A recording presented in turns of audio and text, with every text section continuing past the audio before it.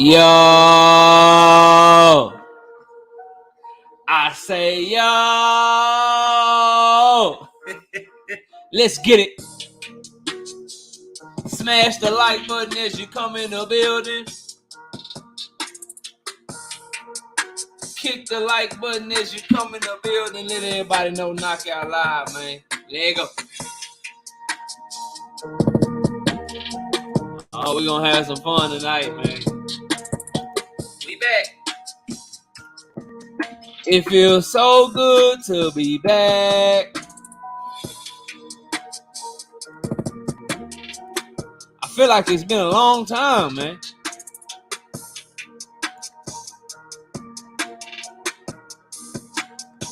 I feel like I've been gone for a month, man.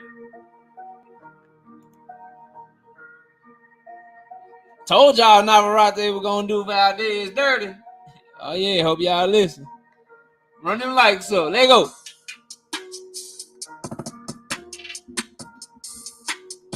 I'm kind of ticked off as a boxing fan. Cause the only people calling for a Tank Davis fight is people I don't want to see him fight, bro. I don't want to see Tank Davis versus Gary Russell Jr., bro. I ain't trying to watch Tank Davis versus Eastside Pitbull Cruz, bro. Where everybody else at, man?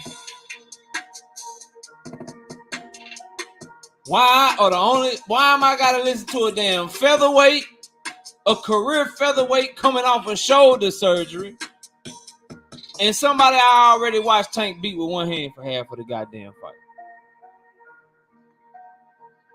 I don't know, Blake. You went out bad, Blake. It's the only one we got wrong last week, man. We was highly accurate except for that one fight, man. I hope Trayvon Marshall bounce back, though.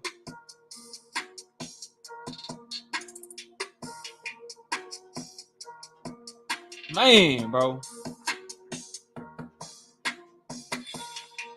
It's so frustrating as a fight fan, bro. When I watch a fighter get somebody paid $30 million, bro. It's so disappointing as a fight fan, bro. When I watch somebody break the $1 million pay-per-view barrier and do a top 5 all-time live gate, and I can't get nobody to call for the fight, bro. Other than fighters that I don't want to see him fight. The fight is a good fight and people want to see that. Ain't nobody checking for that fight, bro. Ain't nobody checking for that damn fight. Let me go to my brother DJ G5 Gay, bro. Where my bro at, man? Let me get this shit going so we can get the show jumping, bro. Let me get where my bro at, bro. DJ G5 Gay, bro. Drop this beat on their head so we can get to the action, bro. Shout out my homie, man. KO the base here. We lit tonight. Y'all come through, man. Y'all know how we gonna show up and show out. See y'all all in the building.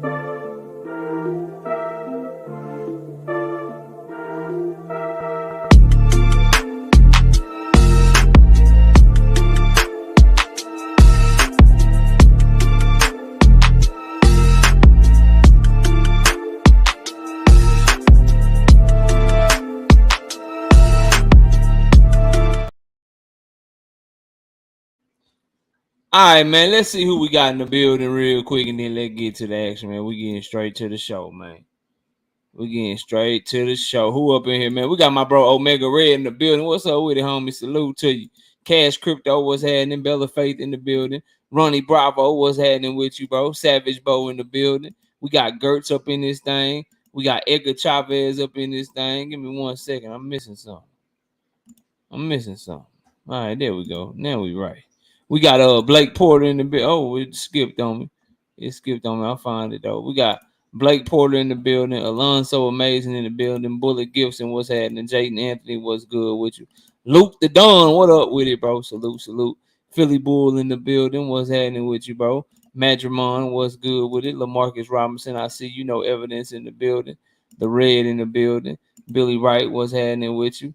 Man, get the tissue. I hope ain't nobody in here crying today, man.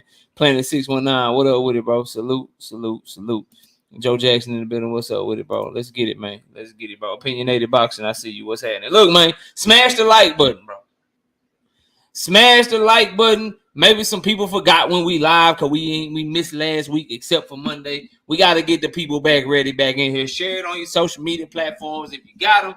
But I anticipate the numbers going to keep growing as we continue to cook. But let's get straight to it. I got a lot to talk about, man.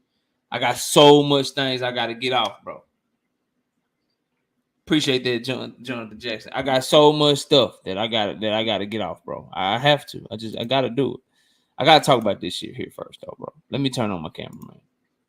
But what's up with it, bro? I got to talk about this shit here first, bro. I got to talk about this Navarrete versus Valdez fight, bro.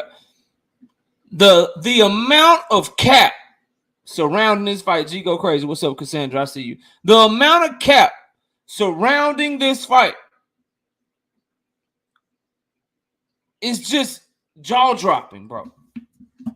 It's jaw-dropping the amount that people will lie for certain fighters and certain entities, bro. Like, Navarrete is the one that ain't never popped dirty, bro.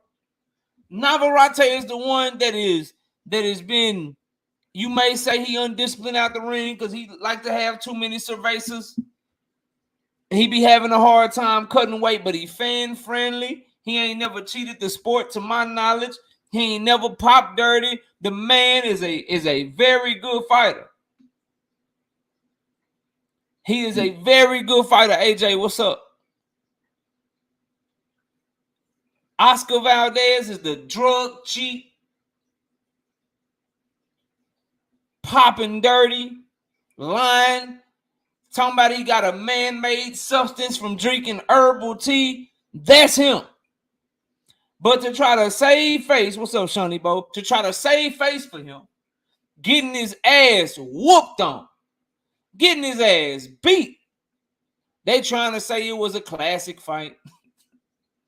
This was an all-time great classic Mexican war. What fight was y'all watching? For those of you that saying that shit, for the media members and the channels and the fight fans and everybody that's listening to my voice, for anyone saying that shit, what fight were y'all watching, bro? What's up, DC Dre? I told y'all Navarrete was too awkward for that boy. He was too long for that boy.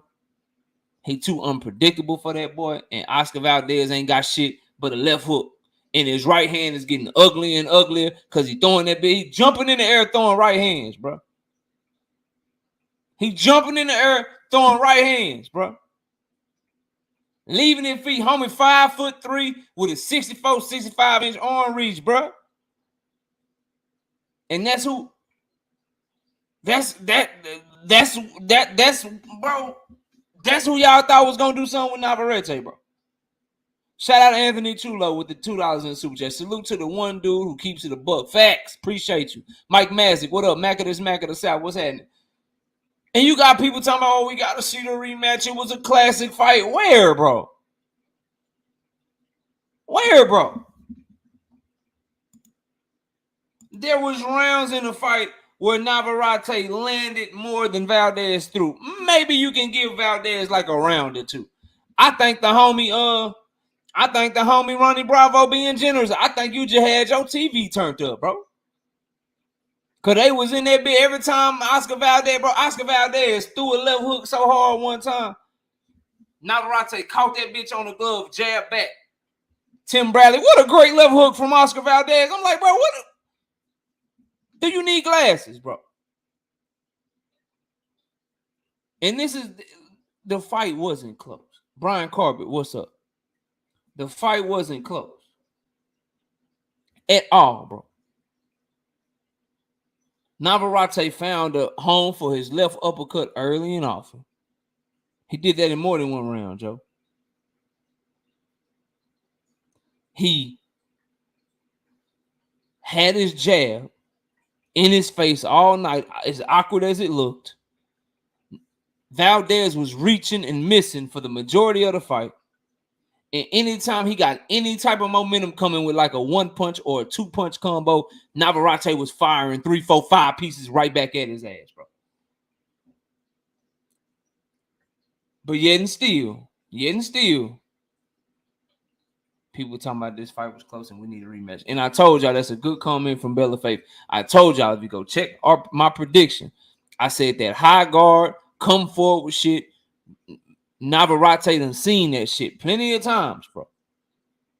Oscar Valdez ain't never seen nothing like Navarrete. And it ain't a single fighter that he could bring to his camp that's going to mimic Navarrete. You can't get ready for Navarrete until you get in the ring with him. And by the time you get in the ring with him, it's too goddamn late. You getting hands put on your ass. And I told people that would happen, bro.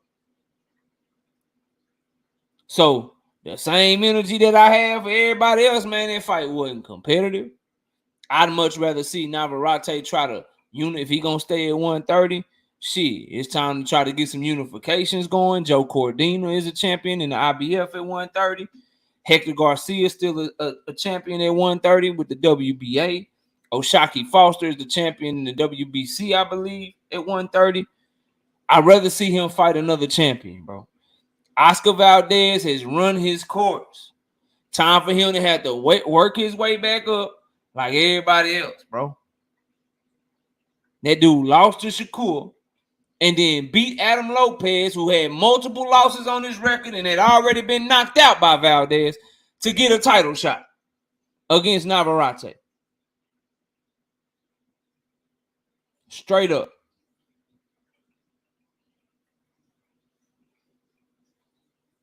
Straight up, bro. Don't say they're not gonna cross the street. It's never them that have a problem crossing the street. They'll make fights over there. But I don't give a damn about all that shit. As a fight fan, I need champions to fight each other. Because if not, then let's see. What fight should I call for? Let's take a look at these rankings real quick. Let's take a look at these rankings real quick. I got them right here. Let's take a look, bro. Let's take a look.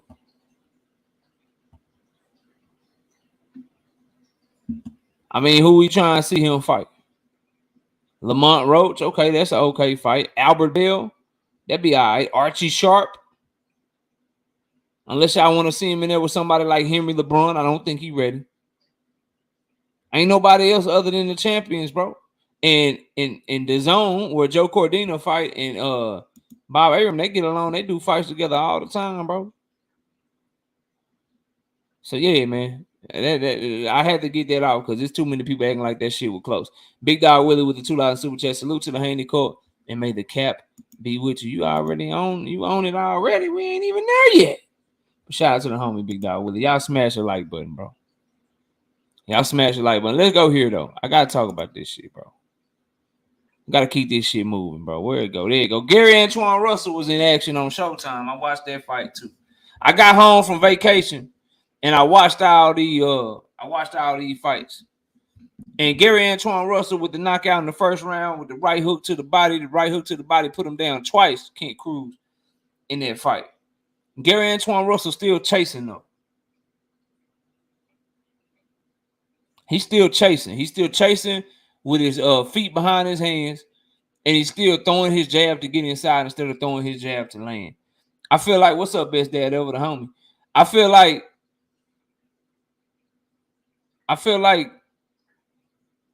Gary Antoine Russell could be so much better if he slow down, bro. Cause all that going 1,000-mile-per-hour shit, bro, that gonna get your block knocked the fuck off. I'm telling you, going 1,000 miles per hour at one speed, always coming in, fighting the same way, gonna get you. You gonna get in there with a boxer puncher with some goddamn timing and some counter punching ability and some powers, and pow! Yeah, gonna go to sleep. And the reason I say he gonna go to sleep, I know he a dog. I know he gonna fight back. But Rancis Bartholomew with his 50% KO percentage, 40-year-old ass, and that was a 50% KO percentage down at lower weight classes. He came up to 140 and cracked Gary Antoine Russell in the last fight before that. Had him on shaky legs because he timed him coming in and pow! Counter right hand. Gary Antoine Russell does deserve big fights, but I want his hands are too fast. He too athletic to be rushing shit and just doing his jab out there like that to try to hurry up and get inside. Nah, bro, throw that bitch to land that hoe. Throw that bitch to land that hoe. As long as he fighting dudes with no power, he'll be all right. But he fight somebody with some power and some time and to clip his ass, catch his ass coming in, and ain't gonna be scared of all that aggressive ass. Come forward, super fast. Man, listen. He gonna be in trouble. So D1, what's up? I need the homie Gary Antoine, young king, who I think highly of. I love his inside game, the way he was refusing to clinch in that fight. The way he was refusing to clinch in that fight, bro, it was something beautiful to see. Oh, buddy, Kent Crew was trying to hold him and shit. He was trying to hold him and shit. Gary Antoine Russell in the middle of him trying to hold him, bro. He was throwing left hook, left uppercut, right hook, hell. While Kent Crew was trying to hold on, that when Gary Antoine Russell dropped him the first time, pow, right hook to the body. I say, ooh. Nah, he walking through that, Joseph. You got to have some power to keep Gary Antoine above you. He walking through that. Castro, what's up with it? G Parker, what's up? He walking through that, bro. He walking through that. Too athletic, too strong. Still in his prime. He walking through that little weak ass shit, boy. Stop. And y'all do that shit to y'allself, bro. Like, stop, bro. Mr. Mechanical, what's up, bro? So I need him to fix that flaw. That jabbing not to land, that's the biggest flaw I see. Jabbing not to land, coming in aggressive with your head straight on the line. Bow, your ass getting time. Never fought nobody that could do it. And when he get ready to, he run up to another weight class. And you know who I'm talking to. Never seen him fight anybody that I thought could do it. And when somebody I thought could do it, he ran. I'm just trying to talk a little boxing, bro. I'm not here for that shit, man. We got so much to cover, bro. I don't want to talk about him. This ain't about him. Y'all trying to make everything about that young man. This ain't about him, bro. At all. I still got to get that set up, running. I got to email them. I need them to give me their emails again, bro. It was in the back chat. Let me see. Deontay Wilder, Anthony Joshua, bro. Deontay Wilder, Anthony Joshua, bro. So AJ stopped Robert Helenius in the 7th round. I thought he boxed okay. He still looked tentative to me. And that's a fight right there, bro. I don't think that fight going past 4 or 5 rounds. I think Anthony Joshua mind too gone. He too tentative. He too unsure of himself. And you can't get in there with a puncher and somebody is sure of himself like Deontay Wilder and be in there half stepping. He fast and explosive. And we all know what happened when that right hand detonate on your ass, bro. We all know what happened when that right hand detonate on your ass, bro. And Anthony Joshua, till I can see, like, before the fight, bro, let me see if I can find it. Matter of fact, I remember it. Before the fight, he said people care too much about winning and losing. And that's not all it's about. That as long as you just continue to keep fighting, you could never lose. Bro, people that's talking like that, don't get in the ring with Deontay Wilder, bro. And when it comes down to these two, I know if Deontay Wilder get hurt or get hit by AJ, he gonna keep coming, bro. And he ain't gonna quit.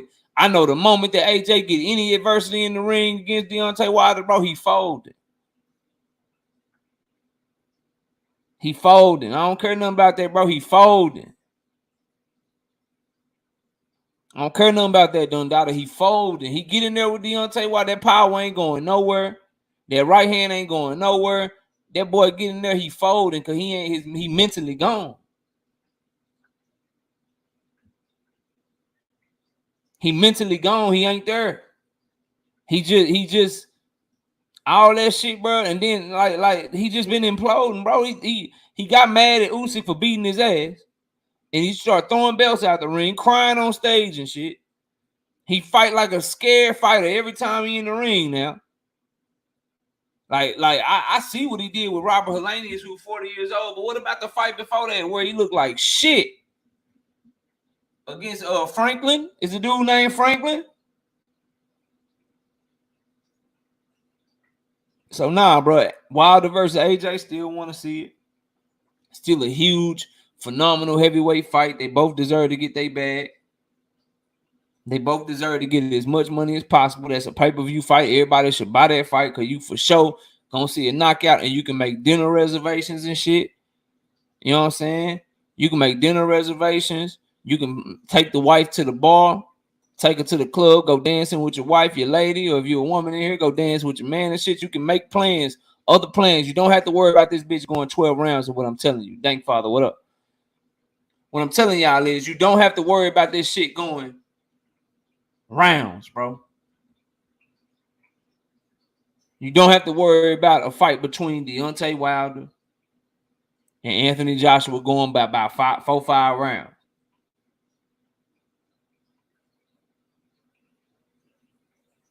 You don't have to worry about it.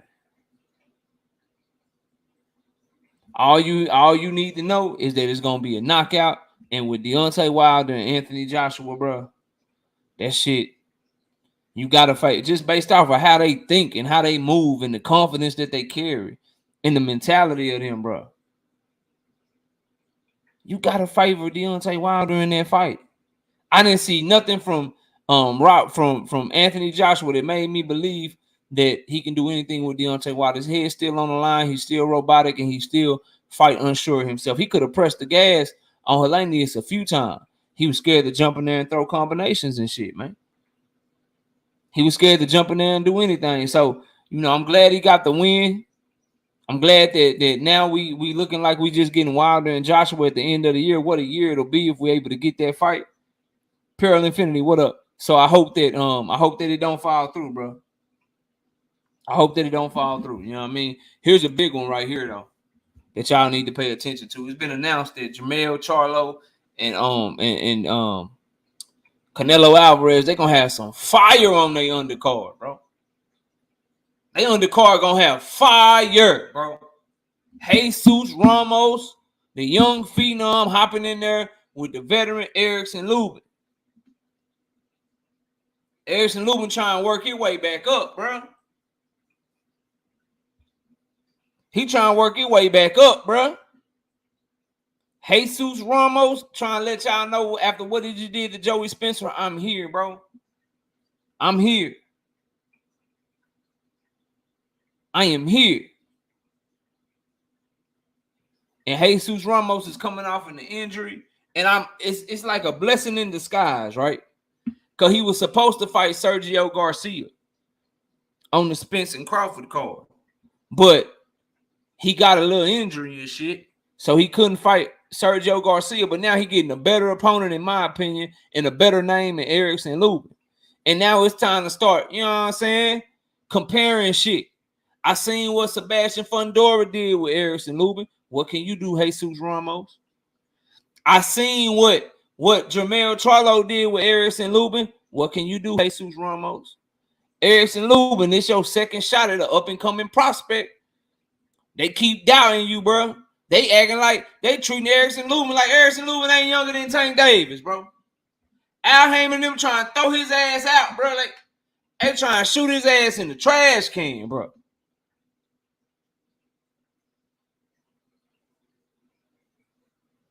What up, D Free? Nah, I ain't trying to throw his ass in the trash can, bro. Straight up. They done fed him to Fundora. Fundora done made his face deformed like his face made of Play-Doh and shit.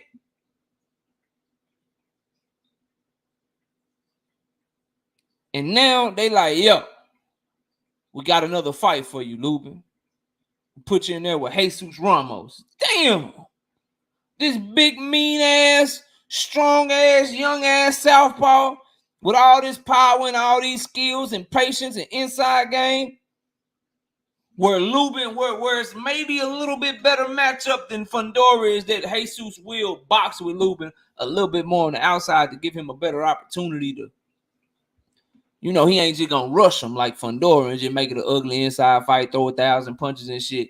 But bro, Jesus a beast. This Lubin a dog, bro. Like you can say what you want about Lubin, but Lubin turning into like he like Sean Porter with no chin, bro. He like a Sean Porter. Well, I ain't gonna say he got no chin because he took a beating against Fundora, but he like a Sean Porter with you know what I'm saying, that his flaws is more so his durability, where Sean Porter flaws was more his skills and shit, bro. Lubin out this bitch got like, you look at his resume at 154, bro, he done fought damn near everybody, bro. That boy been in there with Jamel Charlo. He been in there with Jason Rosario. He been in that bitch with he been in that hoe with Sebastian Fundora. He been in that bitch with Luis Arias. He about to be in that bitch with Jesus Ramos. That boy fighting everybody, bro. He fighting everybody. They just keep giving him. What's up, not me? They just keep giving them just tough ass fights, bro. And I tell you right now, this ain't my official pick, but y'all know I got Jesus. And I hate doing it. Seems like I'm always picking against Lubin, which is not true. I picked him to decapitate Luis Arias, bro. But that last fight against Fundora, bro, I went with Fundora. We saw how that worked out. And right now, I'm leaning so heavy towards Jesus Ramos. I can't even tell y'all. Kai Alexander, what's up? I can't even tell y'all how much I'm leaning towards him, bro. I can't even tell y'all how much. Like, it just...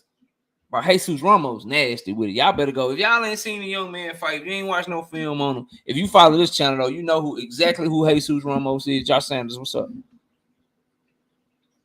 And then you got to wonder, like, Luis Arias really ain't had the tools to kind of see what that was looking like after what Sebastian Fundora did to him. We're going to see what the Sebastian Fundora fight did to Erickson Lubin in this fight with Jesus Ramos, because Jesus Ramos got that. He got that shit with him. What up, Eric Black? He got that shit with him. I'm just letting y'all know, bro. He got that shit with him. And Erickson Lubin, as good as he is offensively, for some reason, bro, his defense he's staying there, bro. He got fast hands and he hit hard, but that's about it. The feet don't move fast like the hands, bro. And the head movement, trunk movement, rolling with shots, seeing shots coming, the IQ, that shit, man. He be getting touched up, bro. I appreciate that, DJ. Yeah, we had a blast. Appreciate that, yeah. We had a blast. It was just me and the wife, though. The kids, we left them behind this time. We had our little anniversary trip. That shit was fun, bro. Kurt Douglas, what's up?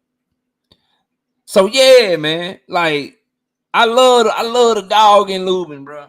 I love the dog in Lubin, and I'm rooting for him. I'm rooting for him like a motherfucker. But Jesus Ramos is a goddamn problem, bro. Mike Biggs, well, I said that Planet 619. We on the same wave, and I said the fight gonna be Boots and Ramos. That's gonna be the fight in a few years. Y'all watch. That's gonna be the one. They like 160 or some shit. Ooh, they're gonna be the one. D1, was you camping or Glenn? I don't camp, bro. I need internet and shit. I'm a city boy, man. I'm Dallas, Texas, born and bred, bro. I need tools, bro. I'll stay. You know what I'm saying, bro? I'll stay like we was in South Dakota, bro. Cause I ain't never seen the me and my wife, we ain't never seen the Mount Rushmore and shit. And they got like some cold ass drives through the mountains and shit, bro. One of the best drives you could take if you into that scenery and shit while you driving. Marquis, what up? If you into that type of shit, bro, best smoke, what's up? Best type of drives and shit you can get, right?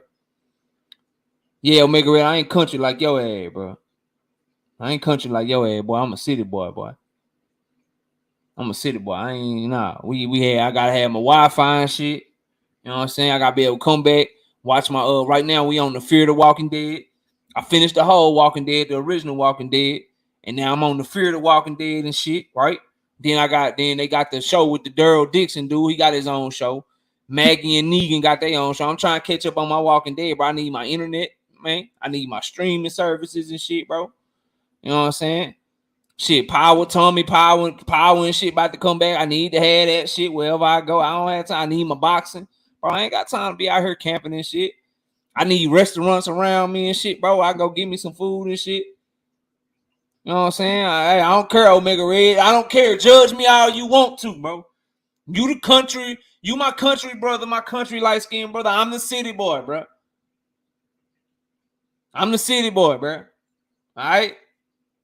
And camping, bro. Ask me, was I camping? Nah, bro. I was out there and I ain't, bro. I have never seen so many Caucasians in my life, bro. Bro, let me tell y'all something. It's a town out there called Keystone that you got to drive through to get to the Mount Rushmore shit, bro. Let me tell y'all something, bro. I'm not making this shit up, man. I put this on everything I love, bro. It was like 400 motorcycles parked at the bars all in one street I had to drive down, bro. Like I'm not exaggerating, bro. Like 400, all right, on each side. Motorcycle, nothing but, bro. I thought it was like that show Sons of Anarchy, bro. It was just everywhere, bro. Like nothing but bikers, bro. Yeah, it was an experience, bro. I'm Kai Alexandra. I'm from Texas. Everywhere we go. Everywhere we go, yes. Everywhere we go, always. Never will start another day in my life, but I'm making home. My wife gonna make it home too, but yes, always. Always, bro. But nah, we ain't camp, bro. I need my Wi-Fi and shit. I need me a nice setup, the Airbnb or the Verbo or some shit. Need the nice, you know what I'm saying? I need my shit right. I need to be able to come home, you know what I'm saying? We want Mexican food or some shit. We want we want some Indian food or some Asian food. But the food so trash, y'all. Listen. The food is so trash. We on vacation, so we doing what we want. We can go to this restaurant, go to that restaurant. The best thing that I ate in South Dakota was some damn Popeye's chicken, bro. The best thing I had all trip in South Dakota was the goddamn ghost pepper wings from Popeye's chicken, bro. Dead ass serious, bro. I tried the Indian food, that shit was trash. I tried tried the Mexican food, that shit was trash. It got so bad. Miss KO said, I just give me some on the border. I was like, all right, this is Popeye right there. I just give me some Popeye, man. This shit trash out here, man. Bro, I asked somebody, bro, at the Asians, I asked them, hey, can I get extra chicken and I want fried rice instead of steamed rice? He ain't like he ain't know what the hell I was talking about, bro. Like, bro, I don't want just no white ass thing. Right? I want the fried rice with the egg in it, bro. Little vegetable, little peas and carrots in that bitch, bro. He ain't know what the fuck I was talking. Like, oh no, dog. Oh no, dog. We had to pass back through Colorado just to get some good food, bro. I ain't bullshitting y'all, man. I ain't bullshitting y'all, bro. Hey, we got 160 people in here. Let's get back to the boxing talk. Before I do, though, can I get 13 people to hit the like button though real quick, man? We got like 160 people in here right now, and I only got 87 likes. It don't look right, bro. It don't look right. So can we get 100? When we get people to they do got the peas and carrots, bro. The green beans and shit. You ain't never heard of that shit, Dang? Okay, P, we had to see some shit, man. They got some beautiful ass drives out there, bro. The mountains out there is beautiful, bro. There we go. We up over 100, bro. We up over 100. All right, let's get back to it, bro. So Jesus, Ramos, Erickson, Lubin, that shit fire. That shit fire. Yes, for him. That's the fucked up part about it, bro. It's like all the Indian people that couldn't get the jobs at the Indian restaurants here in Dallas, Texas, bro, they all went to South Dakota to open up their own restaurant. Like, their food wasn't good enough here in Dallas, so they went to South Dakota.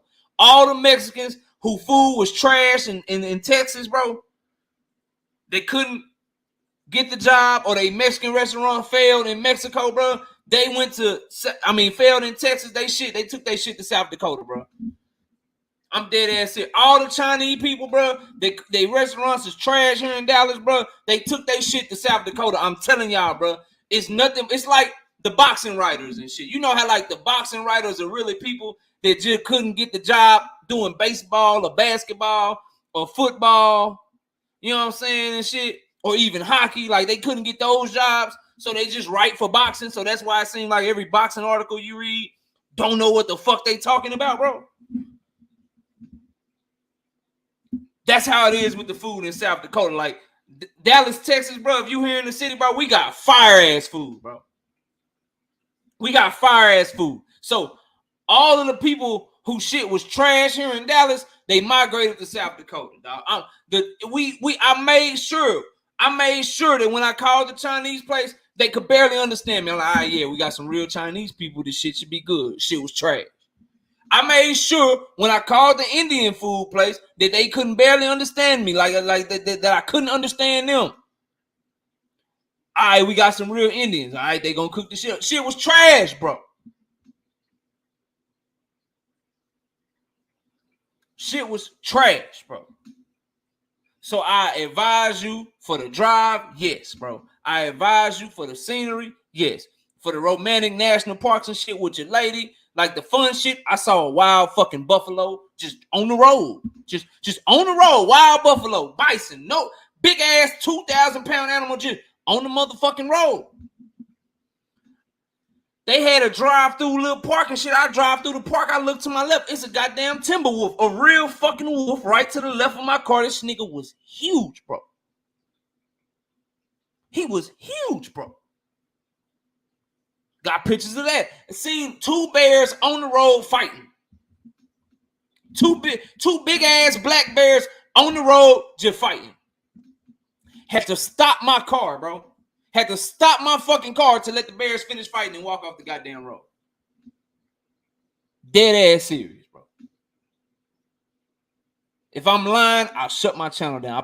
I put this on everything I love, bro. I'm not bullshitting y'all. I don't know if Miss KO is in here. She'll tell y'all, bro. He said people disappear from the national park. Yeah, I know. We stay on the road. Hey, look, Faith in the Cross. We stay on the road, bro. I make sure when I enter them hoes, gas tank full. And the way that they got them designed, you drive on the main road from one end, and at the other end is the exit to get back to the highway, bro. We don't stop. I pull in, we get out, we look at the little view, we get back in that motherfucker, we keep driving. Get to another little viewpoint. They call them viewpoints. We get to the viewpoint, we pull in that motherfucker, we look at what we need to look at. We keep that motherfucker going, bro. We good. That's our favorite place to visit, Joe Jackson. It's our favorite. Oh, no, we on hike, bro. It was a Faith in the Cross, bro. It was a hike. It was like a 6-mile hike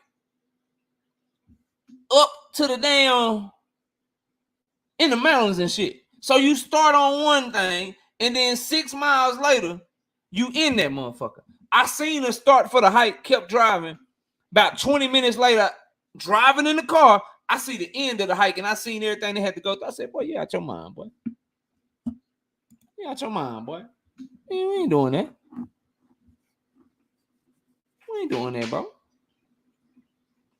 We ain't doing that shit. But anyway, back to this boxing, bro. Jesus Ramos, Erickson Lubin, fire ass fight. All right, bro. Calvin Ford, dog. Calvin Ford, let me tell you something. I always got to do this shit when I talk about Calvin Ford. I respect the hell out of what he did for the youth, what he does for the youth in Baltimore. His story, becoming a better man, starting off down the wrong path, and then not only, because it's hard enough to get yourself straight. It's hard enough to get yourself straight, bro. Like, it's hard enough to make sure you got your shit together. So to not only, start his life how he started his life, make the mistakes that he made, and then build himself back up. But then to also get to the point to where he's able to help other people and do what he does for the youth of Baltimore, bro. I'm 100% down for that, bro. And just as a man to man, I respect that shit. I respect that shit. But this ain't a channel about no goddamn what you do in the community, or how good of a mentor you are, or how good of a person you are, or how good of a father, brother, mother, sister, cousin, uncle, auntie. This ain't that type of channel. This is a boxing channel, bro. Shout out to homie Meaty Riley. Welcome to the channel as a member. Did it pop up? Can I put it on the screen? Sometimes it don't pop up, bro. Sometimes the shit don't pop up. Hold on. Oh, yeah, it popped up. Shout out to the homie Meaty Riley, coming a member to the channel. Thank you for becoming a member, bro. I appreciate you, man. And did I miss? No, I didn't miss no super chats. Okay, we good. Y'all donate to the super chat if you could. Hit the Cash App if you can. At the very least, be sure to smash the like button, man. Emmanuel Carter, what up? So I respect that. Chris, what's up, bro? But this is boxing, bro. This ain't one of them channels. So I gave him all that respect because I don't want nobody to think I don't fuck with Coach Calvin Ford. I do. Let me tell you something. I don't speak as for the Tank fanboys, bro. Okay? On behalf of the Tank fan club committee, because I'm the fan president. I'm the president of the Tank fans, bro. The real Tank fans. I'm the president. It wasn't no election. I elected myself around this motherfucker. I don't care what y'all say. I'm the president of the Tank club. Let me tell you something. As president of the Tank club, Coach Calvin, okay? We do not want to see Tank versus Pitbull, bro. Okay? Now, I will, when all these lies and narratives and shit, bro, I got y'all.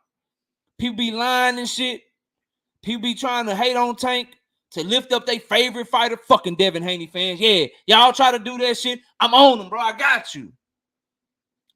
No problem. But damn it, when y'all do something, bro, I can't rock with the Pitbull shit, bro. Coach Calvin, Pitbull looked like shit in his last fight, bro. Pitbull looked so good. Who was he fighting? Bro, he was trash, bro. On that, wasn't he on the Spence Crawford card, bro? He was garbage, bro.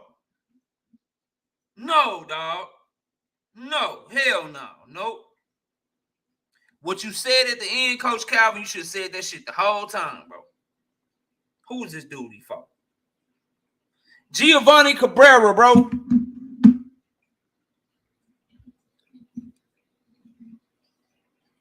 Pitbull looked like shit. Was that a split decision, bro? He won by split decision, bro.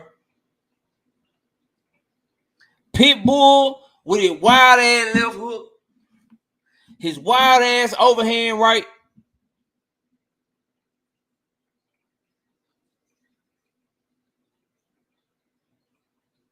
I don't want that. I know Best Dad Ever, but I gotta, see Best Dad Ever. It's a method to it, right?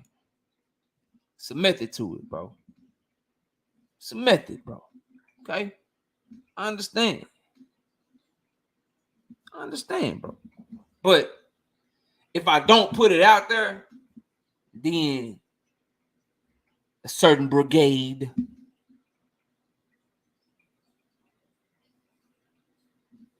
the Haneyites, as we like to call them.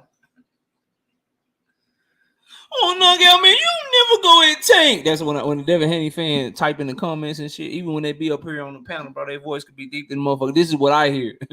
Best Dad Ever. This is what I hear. Oh no, you never go at Tank. Oh no, Tank can do whatever he wants. He can do whatever he wants. And you just never criticize him. That's what I hear. That's what I hear. So we gotta keep it 100. And I don't want to hear. I don't want to hear because I don't want to hear shit about Pitbull, bro. I don't want to hear that shit, bro. Tank Davis said he don't want to fight that boy. He said, I never want to fight him again. But Calvin Ford keeps saying he want the pit bull fight, bro. There isn't a single fan, bro, that wants that fight. Like, number one, people want to see Tank lose, right? And even the pit bull fan, even the Mexican boxing fans, they are going to shit on this fight left and right, left and right, left and right, and then watch this motherfucker just hoping that Pitbull land a goddamn shot. And then if Tank outbox Pitbull, if he knock him out, they gonna say they knew it was happening anyway, but they gonna be rooting against his ass anyway. Furthermore, selfishly, you don't go from Ryan Garcia, bro, to Pitbull. Long story short, I'm not trying to see Tank Davis in the ring with nobody no more where I need a translator, bro. I don't want them to talk. I don't want them to go to Tank Davis in the press conference and Tank Davis like, yeah, another day in the office. You know, we from the city, you know. Everybody talking about they can fire them bullets, but how you gonna fire when them bullets coming back at you? He trash. I'm gonna show you trash. I might break your jaw. When he doing that, I don't want them to be like, all right, Pitbull, how you gonna do Tank Davis? Come on. I'm going to do my best. I don't want no, bro. I don't want no train. That's rule number one for Tank next fight.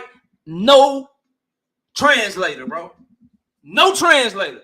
If it's got to be a translator, it's a bad fight. So that means no the Pitbull Cruz, no the motherfucking Williams Zapata. Okay? No, bro. No, I don't know. No, hell no, bro. Nope. That's rule number one. Okay? So I need Calvin Ford. Pitbull can't even talk shit to Calvin Ford, bro. Like, the damn trainer of Pitbull gonna need a goddamn translator. Because when they get up there on these press conference, they had a fighter, they had a trainer. They had a fighter, they had a trainer. They asked the B-side trainer first, then they go to the A-side trainer. Then they go to the B-side fighter, then they go to the A-side fighter. Every other time somebody talk at the press conference with Tank and Pitbull, they gonna need a translator. I don't want it. No, knockout boxing, 86 TV does not approve of Eastside Pitbull Cruz, and I'm the president of the goddamn Tank Davis fans, bro. So Calvin Ford, stop that shit, bro.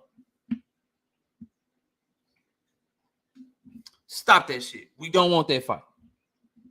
We do not want that fight. Your own fighter said he don't want that fight. So listen to him.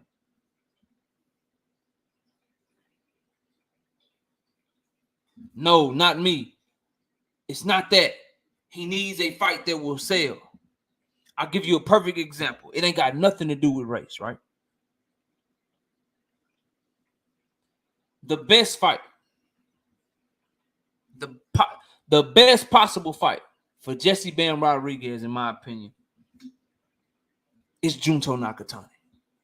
So I have no problem with him needing a translator on the stage with him if he's fighting Junto Nakatani, because Junto Nakatani is considered the best in the weight class along with Jesse Bam Rodriguez. And Junto Nakatani don't talk no goddamn English, but damn it, it's the best fight, so that's what I would want, bro. 160 pounds. If Jamal Charlo comes back and fights at 160 pounds. No, I'm not talking about you, Fahim. I'm talking about not me. The homie.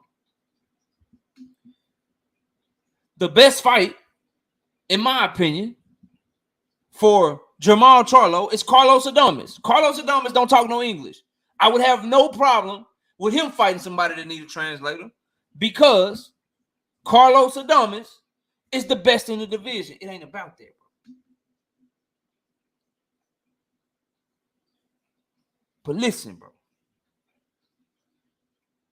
And because of the translator with Tank after what he did with Ryan Garcia, the fight not gonna sell. And it's just not. It's just as a fight fan, bro. I know what Tank Davis is capable of, bro. And what he did to that man with one hand, yeah, that's already set. That's already set. They waiting on the date, Dave O'World. That's gonna be a banger, though.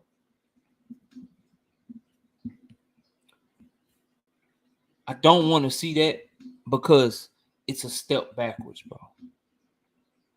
You don't fight Ryan Garcia, do the numbers that you do, and then go fight Isak Pitbull Cruz. That's why I need Coach Calvin Ford, the great brother, to just, bro, get off the Pitbull train, bro. And what he said at the end of that interview, that's what he need to be on. Whatever the powers that be say we gonna do, then we gonna be ready for it. That means whatever Tank Davis, Al Heyman, Steven Espinoza, whatever they say, that's all you need to say. Calvin, who do you want for Tank Davis next? I want whoever Tank Davis want. Tank said he want this person. He said he want that person. That's what I want. That's what I want. That's how you answer that question, bro. That's how you answer that question.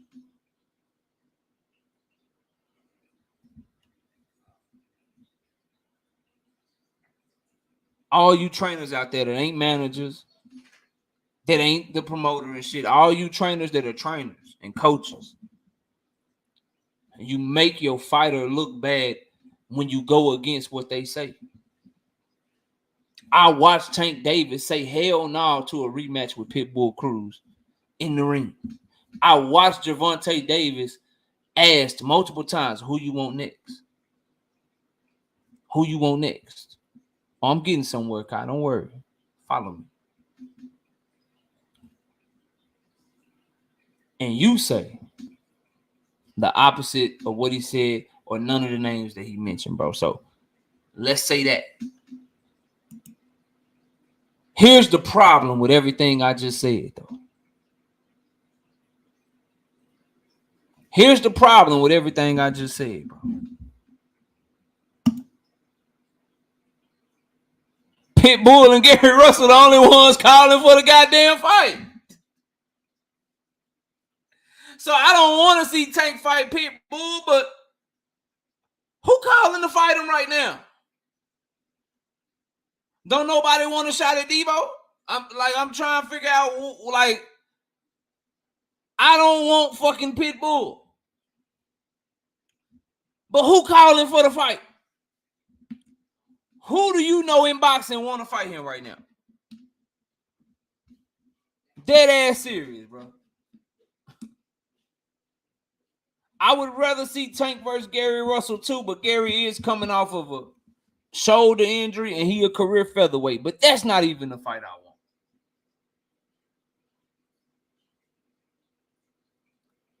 Bud. Bud. Is Bud gonna meet him at 140? Is Bud gonna come down to 135?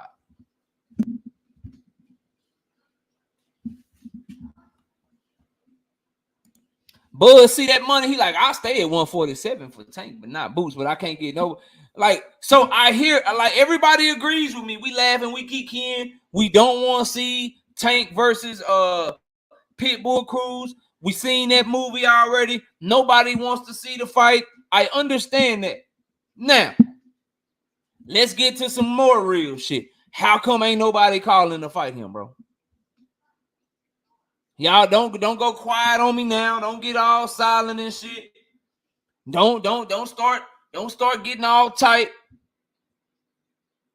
Why ain't nobody calling to fight him?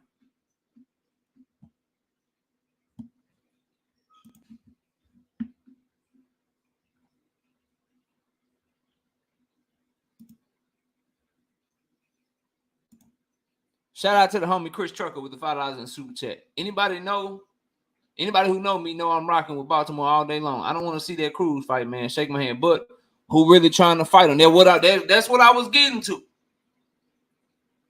That's what I'm getting to. Now the homie Ronnie, A-side, do the offering, KO. I agree with that. I agree with that 100%. A-side do send the offerings. Because they should be able to set the terms. They have the negotiating leverage. I ain't mad at that. Does Canelo have a shortage of people calling his name? Nah, everybody calling Canelo, Canelo, Canelo, Canelo, Canelo, Canelo, Canelo, Canelo, Canelo, Canelo, Everybody at his weight class, round his weight class, under his weight class, they like, oh, that's the cash cow. Canelo.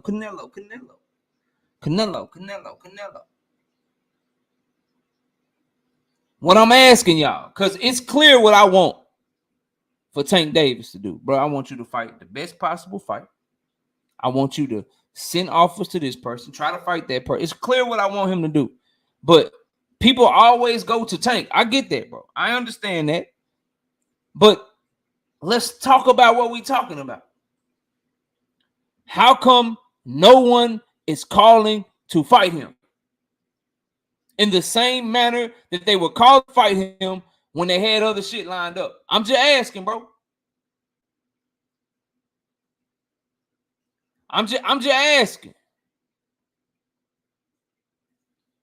Like I see what y'all are typing, but no one's answering my question, bro.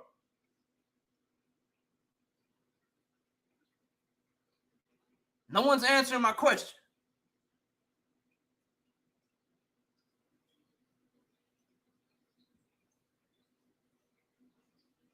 It was cool.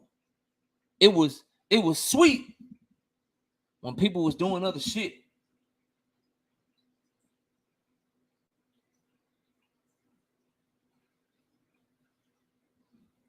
Why do y'all keep asking me about Tank, bro? Why can't y'all talk about these other fighters? Don't you want your favorite fighter to get his highest career payday? Don't you want your favorite fighter or whatever fighter you support to be in the biggest fight at the division or around the division? So again,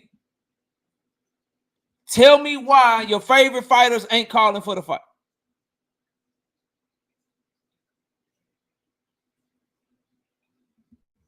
Jonathan Jackson, every fighter not named Isak Pitbull Cruz right now,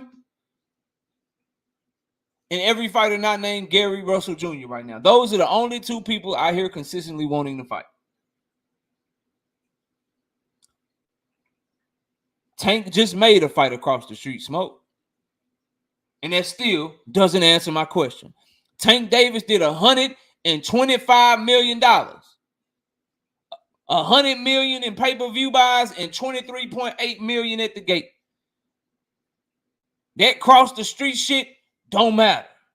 It's promotional companies that ain't made $100 million this year. Y'all think Top Rank made $100 million as a whole this year? Hell, Bob Arum is only worth $300 million total.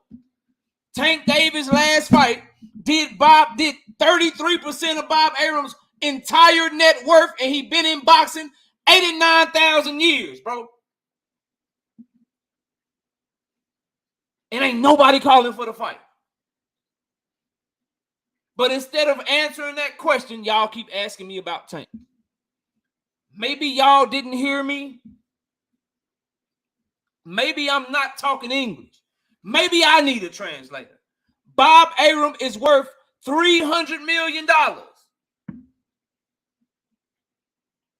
That's everything he done ever did on Top Rank, HBO, regular TV, free TV, pay-per-view TV, my TV, your TV, his TV, her TV. $300 million in pay-per-view. Or in just his wealth. He's worth $300 million. Tank Davis generated 33% of that in one fight. And not one fighter in or around his weight class, not named Isak Pitbull Cruz, not named Gary Russell Jr., is calling for that fight. Why?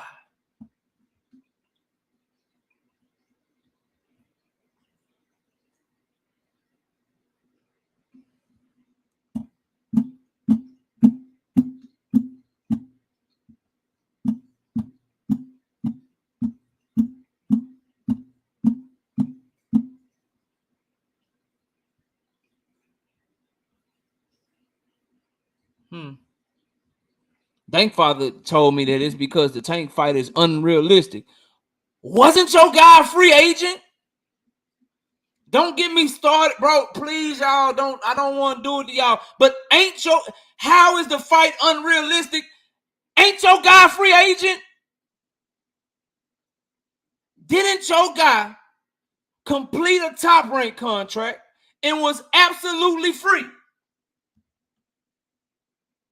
Or did I miss something?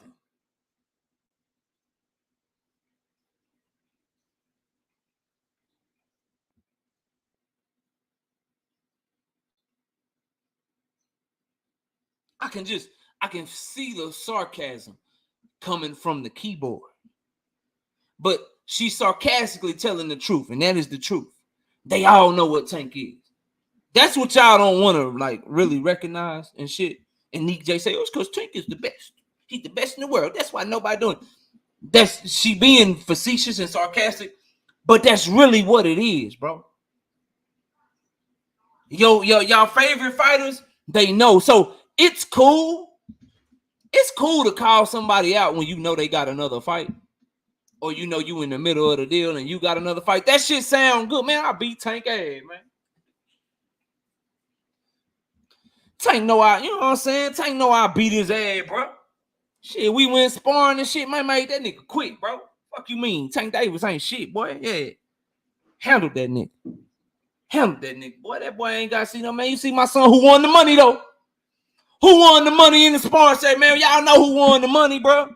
We got that bread off him, got that bag off of him. Yeah. Made him quit. Hey, bro, Tank Davis just got out of jail. I'm fighting Regis. Hey, bro, Tank just got released. I'm fighting Regis.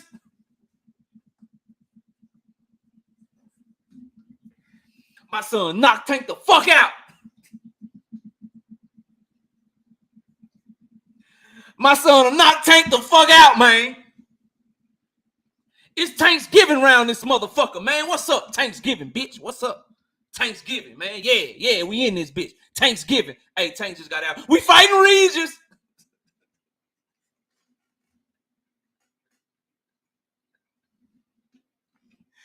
That boy got out Friday. Monday morning, we fighting Regis. All right, then, bro. All right, then. Whatever y'all say, bro. Hey, and don't think I told y'all I was going to, hey. Did y'all hear them ask Bill Haney about Tank Davis? I want to make sure y'all heard this. Did y'all hear him ask Bill Haney about Tank Davis? And he said, we ready for Tank right now.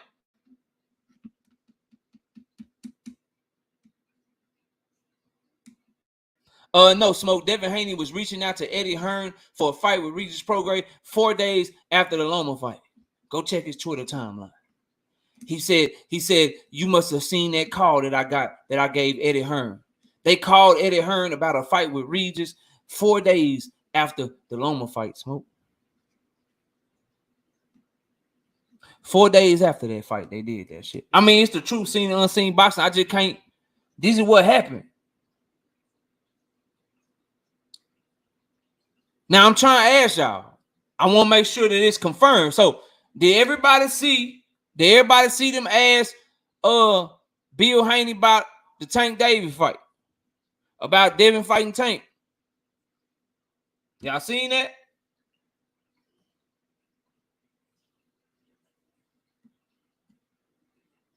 Did y'all see that? Yes or no?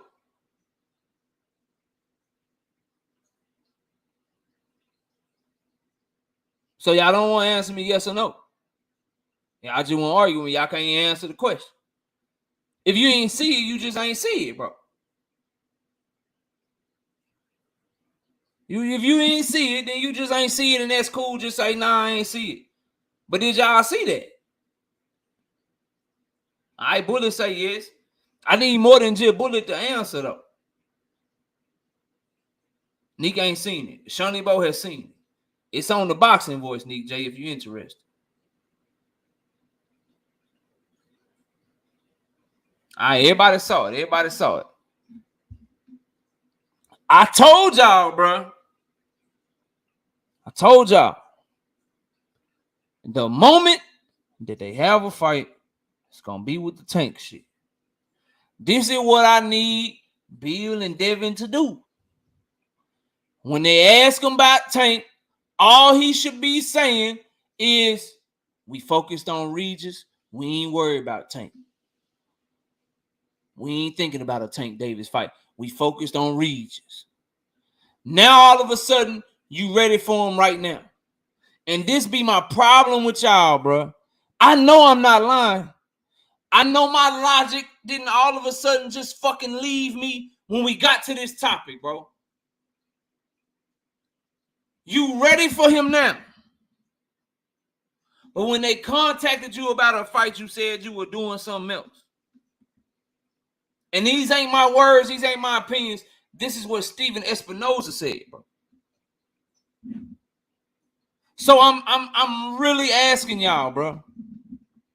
I'm really trying to figure out, bro. Do y'all really believe that he can beat Tank Davis? Do you really believe that? Cause he ain't moving like he believe it. His dad ain't moving like he believe it either, bro. Now y'all can miss me with the he was asked the question shit, bro. I don't care nothing about that. If you passed it, if you doing something else, then you shouldn't even want to speak on that shit. You should just be like, nah, we at 140 now.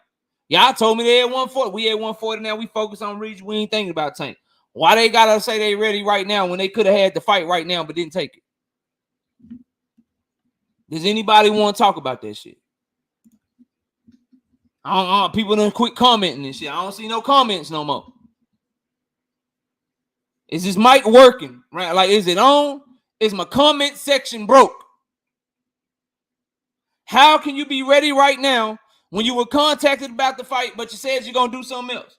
And y'all are still blaming Tank. Again, these ain't my word. Unless we want to have a conversation about Steven Espinoza being a liar, bro. Unless this is what you guys are telling me. That he's lying. He been accurate as shit. He been accurate as shit the whole goddamn time, bro. He been accurate than a motherfucker. Giving you Spence and Crawford updates. Giving you Benavidez and Plant and Canelo updates. Giving you fucking giving you Bud and Boots updates, letting you know they talk. He giving you all the real shit, all the truth. But now he lying though. Now he a liar though. Yeah, all right. Yeah, okay. Whatever y'all say, bro. Whatever y'all say, man.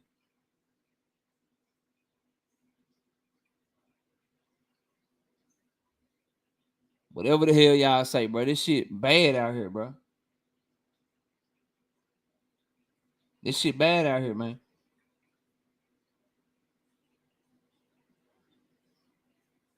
Cap, Rodzilla. The coin flip shit was whack. Go check the content, bro.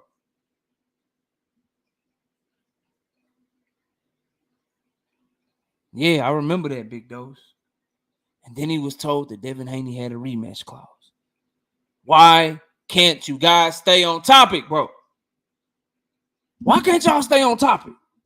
Why can't y'all stay on topic, bro? Why do we got to talk about 2 years ago, 3 years ago, 1 year ago, 8 months ago? Your guy acting like a whole fraud out here right now. Today, this month, this cycle, we could have a goddamn fight right now. Right now, we could have it. But he said, I'm doing something else.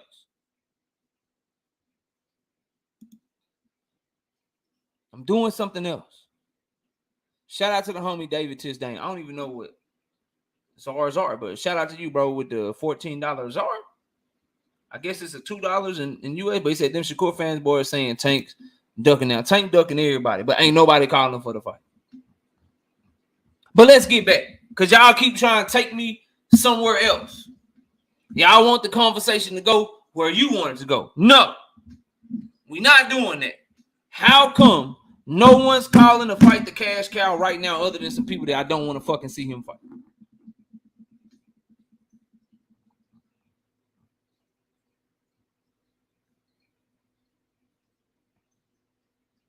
Why? Why, bro?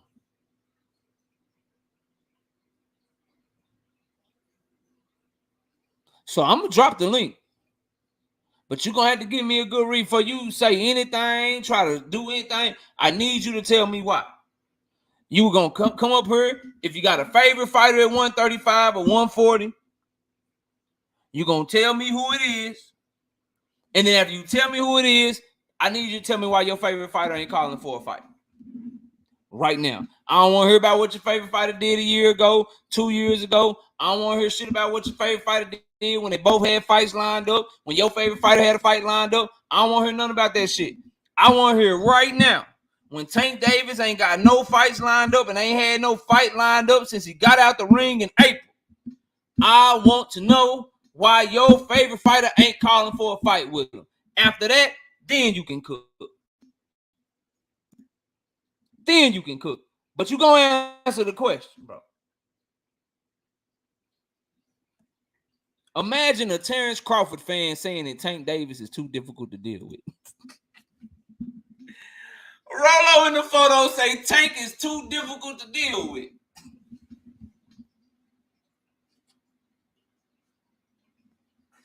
But you root for Terrence Crawford, though.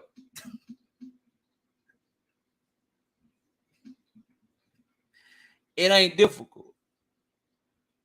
Specific volume, what up? This is what it is, bro.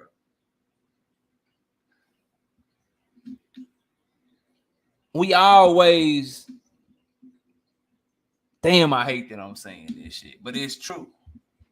We always try to... We buck up at each other. It's in our culture. And when I'm saying y'all all know what I'm talking about. We love to buck up at each other. We love to buck up at each other.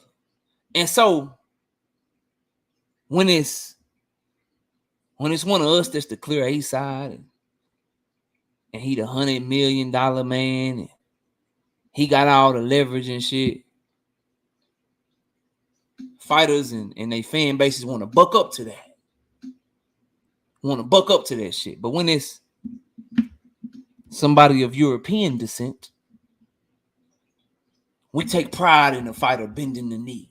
He did what he had to do to get the fight. He doing what he got to do to get the fight, KO. What up, Brian King B. Falcon? He doing what he had to do to get the fight. But then when it comes to somebody like Tank, he's difficult to deal with. When he actually got the leverage that you gave to the other fighter. He actually got the leverage. He actually earned the leverage that you gave to the other fighter. And when it's the other fighter and you know your fighter gonna dog walk him, when it's the other fighter and you know what your fighter gonna do to him, go ahead, bend that knee. Go ahead, get that up. Go ahead, do whatever he demands you to do, because we know what's gonna happen. We know what's gonna happen. But somebody like Tank, you don't know what's gonna happen and shit. Now all of a sudden, oh man, you know, he got leverage too. See, he bring this to the table. He bring that to the table. Yeah, all right. Yeah, all right. Just look at what he pays Hispanics these fights. Not gonna work with Americans. Roll up. Is Ryan Garcia Hispanic? I sure did, Joel. I said Spence would win. I thought he would win. And guess what? Even though he lost, it's still man down and it's still Earl Spence over here, bro. If he decides to rematch Terrence Crawford, I will support him. If he decides not to rematch Terrence Crawford, I will support him.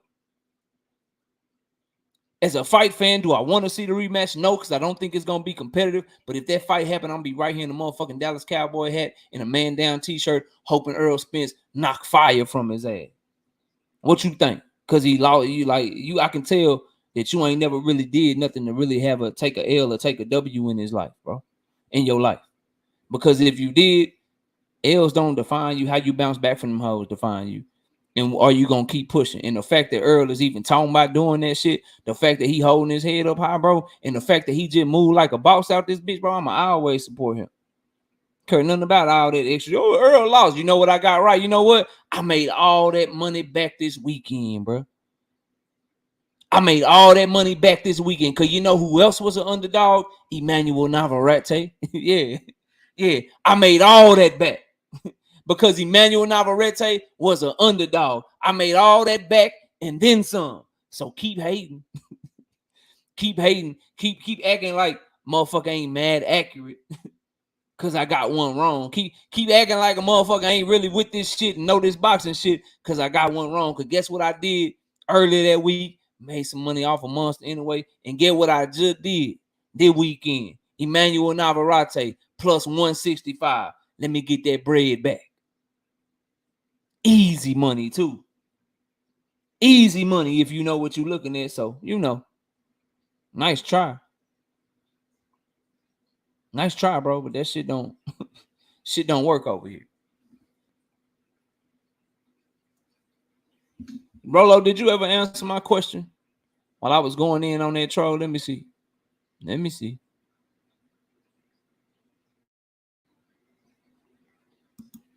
Oh, you didn't. So you're not gonna answer my question, bro? Not gonna answer my question. I seen Bella said, and people saying Floyd threatened Tank with Loma, bro. What does that mean? What does that mean? That Floyd doesn't believe in Tank? Okay, glad he left him. It's GTD Promotions.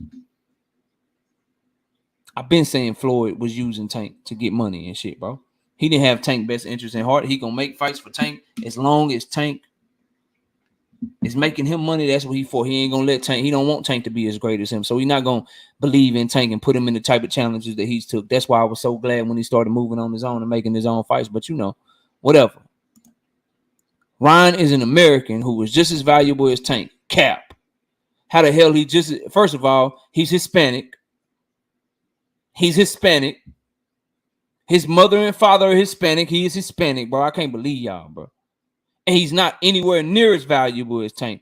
The man never been on pay-per-view before fighting Tank. The man never did no live gate, breaking no records, nothing like that before Tank. Y'all gonna stop disrespecting Tank Davis, bro. He was Mayweather Promotions for that fight. Go look at the Hector Garcia fight. You won't see Mayweather Promotions. He was Mayweather Promotions for the Ryan fight because they started negotiating the deal for him. Go look it up. That's on BoxRec. No, not Floyd being sarcastic, but what I'm saying is Floyd threatened Loma with Tank. Okay, so what does that mean? What does that mean for Tank?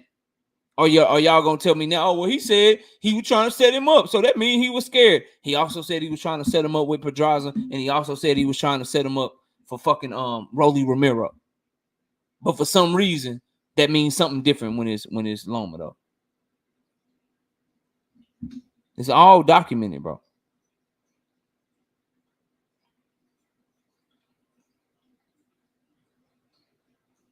Who can sell more than Tank Castro?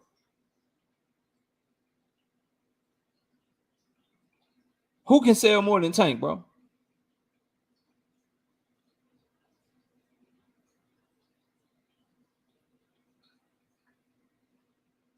Who?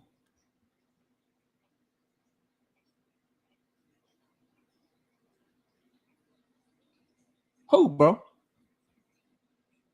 I'm curious. Ryan Garcia?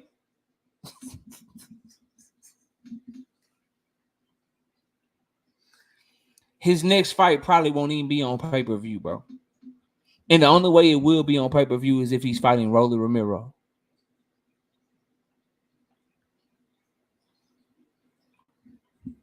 Crazy. Crazy, bro. Rolo, Ryan had never even been on pay-per-view before. What are y'all talking about to me, bro? He had never even been on pay-per-view ever. Ever. Like in his entire career. But he's gonna sell. All right, bro. All right, y'all got it. What's your reply? I got you on all of them, bro. What you talking about, bro? What you talking about? I'm reading all your shit. I hope you ain't talking about the pay-per-view one. Killed that one. Killed that one. Killed that one. What else? I'm not lucky, Castro. I'm good at what I do. I'm not lucky. I'm not lucky, bro.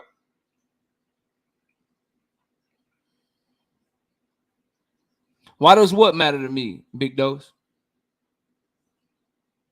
Why does what matter to me? I hope you're not about to start this lame ass pocket watching shit. But let me know if that's what you're talking about. I'll tell you why it matters.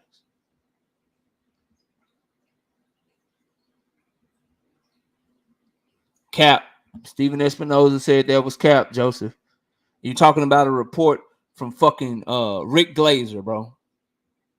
A report from Rick Glazer, who out his own mouth hates all things Al Heyman, bro. That's where you getting that from. Don't do that one, bro. That's already been debunked, bro. But Big Dose, what you talking about? How much? How many? Oh yeah, because that's what's gonna get us fights. That's gonna let us as fans know who should have leverage in negotiations and who's ducking who and who's being unreasonable. It's the reason, Big Dose, that we knew, all right, Terrence Crawford, you should be taking this from Earl. You should be taking that from Earl because we had access to the numbers and shit. It's the same reason why NBA fans get to know if a player is overvalued, if they're making too much money. Are they worth a max contract? Because you can look at what they do and you know what other players are similar to them are making. Boxing is no different. The more information we have, the more educated we can be with our analysis, bro. If the only thing that matters to you is getting the best, fighting the best, then that's something you should care about because that's what makes the fight, bro. That's what makes the fight. So if you try to neglect that and you don't care about it, if you try to neglect that and you don't care about it, then you're just gonna be asking for fights and not knowing why they don't get made. Whereas if you know the numbers and shit, then you can look at a situation and be like, oh, well, this person do this number, this person do that number. All right, let's get it cracking. You should accept this from that person. Or you only made this in your last fight. Now you're asking for this. You pricing yourself out.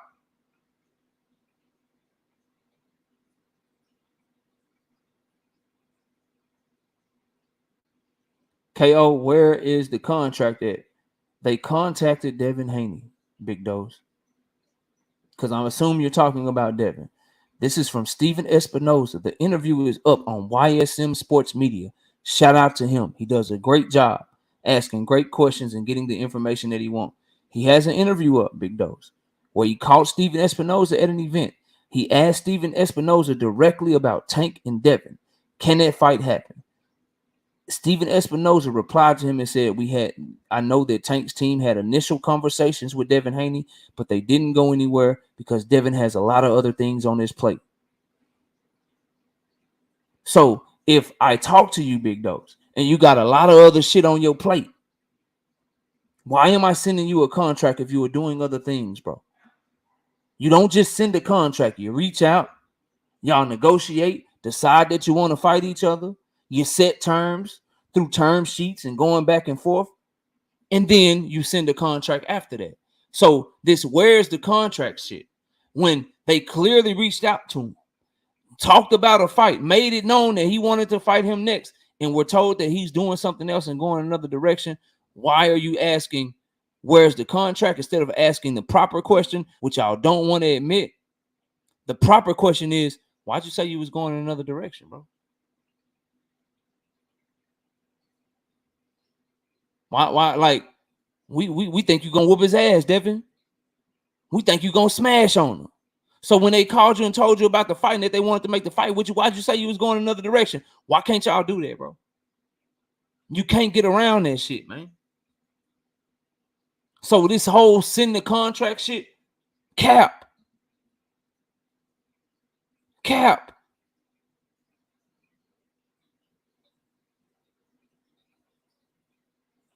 Cap, bro. You talk first. They talked to him. They said they were doing something else. Conversation's over. If I talk to you and I say, do you want to fight? You say, no, I'm doing something else. Conversation's over, bro. There's nothing else to talk about. I don't care, Joseph. I don't care. I don't care. It is in his best interest to say whatever he's going to say to make Devin look good. Steven Espinoza can't do that. He is a network executive, bro. He is responsible for the budget. He can't cap and lie and paint certain pictures as a network executive that a promoter can do, bro. So I'm sorry. I'm going to trust the guy that has been accurate the whole time. He was accurate as fuck talking about Spence and Crawford. He was accurate as shit talking about David Benavidez and Caleb Plant and Canelo Alvarez and Jermell Charlo. And all these other fights that he's talked about that his team was trying to make. Now all of a sudden, he lying. Okay, bro. Well, we just going to be at a standstill. We just going to be at a standstill. Mike Tyson versus Holyfield is the first fight I ever remember watching, Emmanuel.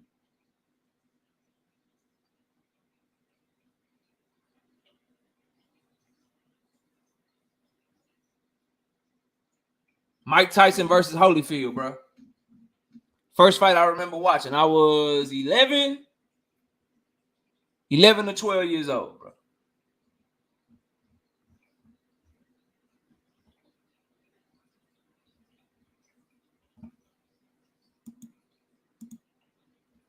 Anyway, bro.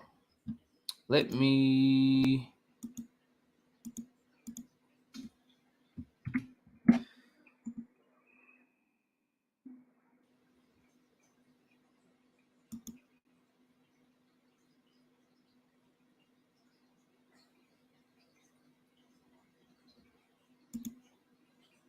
All right, there we go. We good. We good.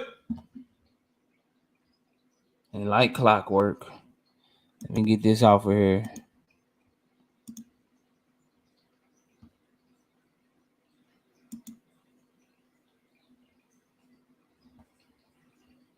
Yo, what up? What's going on, KO? Chilling, bro. What's good? All right. What was the question you said we had to ask before we started? Yeah. Who is your favorite fighter? At 135 or 140. Who's your favorite fighter? Okay. And then the Who's your favorite fighter? Devin Haney. Okay. 135, 140. Why isn't he calling the fight the cash cow? You said if he's in talks with somebody else, he shouldn't call him out or even talk about him. So I guess he's just following directions that you gave Okay, out. I got you. Okay. So was he in talks after he fought Loma? Has he been in talks this whole time? From what you're saying, and I don't take you to be a liar. Mm-hmm. So I would say yes. And he hasn't called him out. He ain't said so then why have you been telling me that Tank need to send him a contract? Because if he wants to fight him, send a contract. We know Dev can't send a contract, but you saying you want Dev to send a contract to a fighter that's trying to fight other people, bro. Only problem I had was you said Dev should be acting like he wants to fight. And they said they was gonna try a different method because screaming at him wasn't working. Let's see if being quiet works. You don't find it funny that the different method comes when they both free, but when they both tied up, the method is say his name as many times as possible. You don't find that funny, bro? Tank technically wasn't free. They gave the man the benefit of doubt, didn't say his name while he was in jail. And when he came out, they was technically already tied up. They didn't say his name while he was in jail, but they passed around his mug shots while he was arrested, though. You said don't go to the past, KO. Are we talking about the now or are we going to the past? That was this year, bro. We can't go. That's the past, KO. We talking about, you said now. You said now. You said we got to work in the now. So did he ever want to fight? Did he ever want to fight Tank? You think he ever wanted to fight Tank Davis, bro? Yeah, I think he still want to fight him. You think he still wants to fight him right now? Yes. What is he doing right now to show you that? What do you mean? What has he done since fighting Lomachenko to show you that he wants to fight Tank, bro?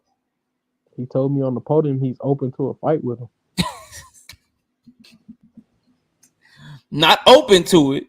What has he done to show you he wants it? And if he was open to it, why did he tell them that he was doing something else? I don't know what you want me to say because I just said that they were trying a different method this time. Let's see if not saying anything works, because I've been calling him out for years. Nothing works. He's So been calling them let out let for let's be years while quiet. Let's tied be up. quiet. Let's be quiet. Now we Let's see quiet. how that works. All right, bro. Okay. You see, they're really been polite. You know what I'm saying? Everybody He really being just polite. been everybody really just been on that with him. Yeah, he being polite. He polite now. So he changed his whole personality just to get just to get a Tank fight. No, towards him, because it wasn't working. It wasn't working because they were both tied up, bro. I guess. No, that's what it was, fam. I guess. And now they both free, and the man is quiet, making fights 4 days after he fight Loma, and y'all just still talking about Tanks in the contract. Man, y'all crazy, bro. In your words, didn't you say, Y'all man, crazy as hell, bro. if you end negotiation with somebody else, please don't say nothing. Yes, Don't but talk. why isn't anyone on Devin Haney's helmet for even opening negotiations with anybody else before seeing what's cracking with Tank, since that's what he said he wanted next? Because he's not putting his life on hold because somebody else. He didn't even try to go get the fight, bro. Told you that, KO. He didn't even try to go get the How do fight, we bro. know this? Bill Because said he when talked to him, and then I gotta say this. You said they was in preliminary talks. Okay. I didn't say that. Steven Espinosa Dev, he only talked to Dev. And Bill talked to Leonard Ellaby. He said that, and he said that on the interview too, but I guess you know what I'm saying. Who only talked to Devin? Steven Espinosa. He only talked to Devin. Steven Espinosa didn't even say he talked to Devin. He said Tank's team talked. No. He didn't even say he talked to Devin, bro. I'm saying what Bill said. Bill also said before that he never talked this to him. recent interview. He said, "Oh, so now, but you see what I'm using. But this is the cap, bro. This is what I'm talking about with y'all, right? So a couple of months ago, before Steven Espinosa ever let it out the bag, the Tank team reached out to him. Oh, we ain't heard from Tank. I seen a paper airplane fly by this motherfucker. We ain't heard shit. Ain't nobody did nothing. That's a lie. Ain't nobody said nothing. Because but now all of a sudden, when Steven Espinosa left the cat out of the bag, oh well, yeah, you know what? They did call up. He talked to Devin. He didn't talk to me though. On that same interview, he said I talked to Leonard. He said I talked to Leonard all the time. In that same interview, Leonard Ellaby do not make Tank Davis fights no more out of Leonard Ellaby's own mouth, bro. He said right after the Ryan and Tank fight, bro. Tank is his own man. He gonna fight who he want to fight. It's GTD. Our contracts don't dictate relationships. We still have a relationship, so I'm here to support him. On the podium. That's out of his mouth, bro. So what is Bill telling y'all? He talking to Leonard for when Leonard make his fights, bro? Why is he on the podium, KO? If he's not in contract. Because they started negotiating the Ryan Garcia fight 2 years ago when Ryan did the whole bullshit with Manny Pacquiao and shit.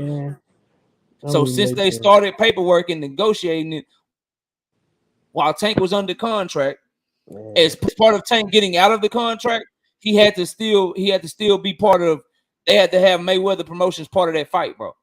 It's the only thing that makes sense. Because if you go look at the documentation, Mayweather Promotions was not on the paperwork for Hector Luis Garcia. They was not part of that event, but they were part of the Ryan Garcia event. And I believe it to be because Tank and Ryan were negotiating years ago, but Ryan pulled away talking about he had a Pacquiao fight. So I don't know. It's part of him getting out of his deal with Mayweather Promotions. They like, nah, you about to get this big ass bag. This how you can get out. You need to make sure we get a piece of that.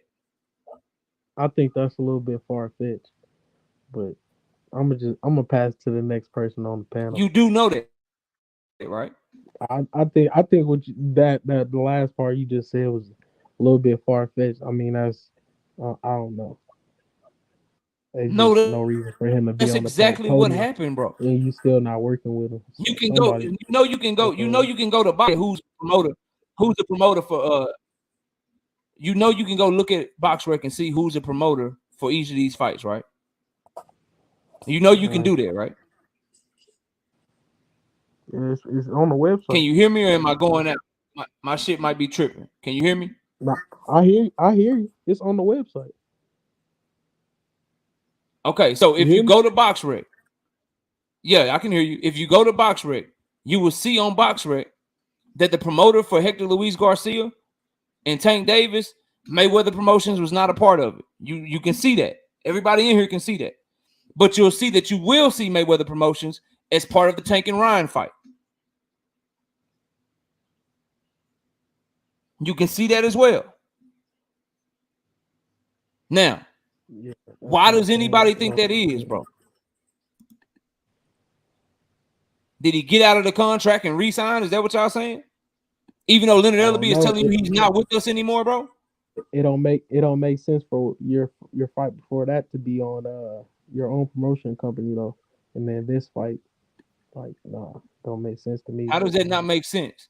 If Tank was was trying to get out of his contract, because remember, leading up to the Hector Luis Garcia fight, Tank Davis was like, I asked him, why would you even let somebody sign this bullshit ass contract? He was clearly trying to get out of his contract at first. Tank Davis, leading up to the Hector Luis Garcia fight, told you he's not with Mayweather Promotions no more. Leonard Ellerbe confirmed it. Floyd Mayweather confirmed it, that he's not with us anymore.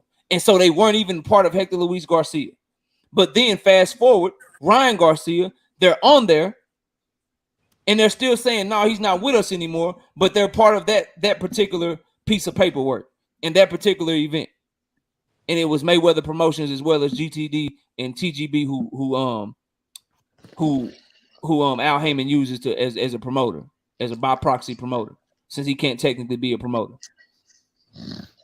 Now, everybody's saying, oh, this is just your opinion. That don't make sense, KO. What I need y'all to do when Tank Davis' next fight is announced, and I'm proven right by the fact that you won't see Mayweather Promotions on it, just like you didn't see him on it for the fucking Hector Luis Garcia fight, just come back and give me my flowers, and I'm gonna just tell you I told you so, bro. You're gonna have to be doing a lot of waiting. No, you won't, because he'll fight again this year. Well, we gonna see.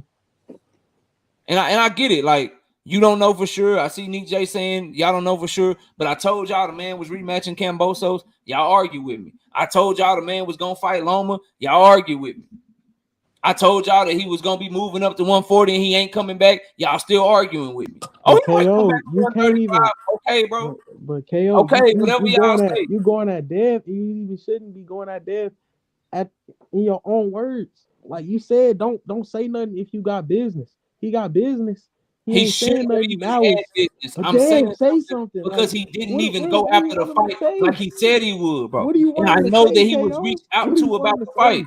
You said I know that he was reached out to about the fight and he turned it down, bro. No, he didn't. So yes, I'm gonna go at him because I really wanted to see that fight. I know that he was reached out about the fight and he turned it down, bro. Wait, hold up a second. How do you know he turned the fight down? Just all Espinosa said is that they reached out. How is that translated to Dev turned the fight down? How'd you get there? That's what I'm saying. He also said that Devin is doing other things. Yeah, okay, so how's that Devin turned the fight down? He reached out, but he's doing other things. What else can that mean, bro? What else can that mean? It sounds like hold up a second. It sounds like he's doing other things. Like the way that you're characterizing this to me doesn't make sense, right? Like you're saying that he doesn't have any business and he's free when the guy just became a free agent and there's offers all over the place. Like he hasn't stopped fielding offers since the Loma fight. How is that not being free? And if he calls out Tank in that thing, isn't he still in negotiations with other people? But beyond all of that stuff, how is a call out like different than like sending an offer? Like talking to somebody doesn't sound like an offer. So I'm not quite sure how you turn there's no offer. You chopped up a little bit, Smoke. Say it again, bro. I'm saying right. So what Espinosa said was he didn't talk to him, right? Couple of sentences, bro. Espinosa talked to Dev, but he knows that Tank. They offered him a fight. He's coming into like we know that the A side. You chopping so up. Tank should be saying all out. You chopping up real bad up in California mountains, bro. Oh yeah, man. Give me a minute. All right, Bullet, what's up, bro? Yo, what's good? Can you hear me? Am I clear? Loud and clear, bro. Okay. Let me catch your super chat. Then you got a shout out, Big Dog Willie with the $5 in super chat. Said Bill Haney said the Tank should break out of prison and send Devin a contract, and Shakur should fight Haney for free because we did this with Cambosa. You stupid as hell. Go ahead, Bullet. Yeah, Big Dog Willie capping again as usual. But my favorite fighter, Dev. That's the answer to the question. Devin Haney, of course, and just like Joseph said, he's dealing with the Regis situation. They was waiting on Eddie Hearn. Eddie Hearn, was with Anthony Joshua. He was trying to get the contract right, and that's why he ain't calling him out. Just like y'all said, y'all ain't want Dell calling his name out. So he ain't worried about Tank. He worried about what's ahead of him right now, which is the 140 Who division. said they didn't want Devin calling Tank name out? I've been The asking for fans. Devin to No, call no, no, Tank no, not name you. out. Not you. I'm talking about the fans. I'm saying, well, you did say if they have something that they're working on, don't try to start calling their name out now. That's what you said. You made a post about Bill Haney saying something about Tank. So I think, because they working on what they got doing now, they're not gonna worry about Tank. They only answer questions. So and Gary Antoine Russell. They were never truly worried about Tank is my position, bro. They were No, never truly worried about him because I hear you. the moment they had an opportunity to show us that they were worried about him and they really wanted everything that they were talking, they made sure that they tied themselves up immediately. Immediately, bro. Not even a week, dog. Not even a week. Not even a fucking week, Bullet. And they was already calling Eddie. And then guess what also happened that week? See, this is where y'all fucking timeline up. What also happened that week is that Devin Haney said that he had never heard from fucking Al Heyman and them. He didn't even have a number, and then immediately deleted that bitch. Because he did, because now we find out he was reached out to, bro. We found out that they did try to make that fight with him, just like L Dub told us they did, bro. Well, I'm gonna say this, like I said before. I've been told you that actually it was the other way around. Bill Haney done reached out to them. You know what I'm saying? Bill Haney done reached out to them. Well, look. Bill Haney done reached out to them. He reached out to Leonard Elderby. Devin Haney talked to Steven Espinosa and Tank Team or whatever. And they probably let it be known that, they're gonna fight down the line or whatever. And Devin go ahead and focus on 140. So I'm gonna just skip all that. I'm gonna skip all that because I know where you want me to go. But you are, man, Devin Haney will whoop him. I don't care what y'all say. But they want me to say though. I don't care nothing about who win the fight. We got to get to the fight, bro. No. This is what I'm gonna say. I'm gonna get to it though.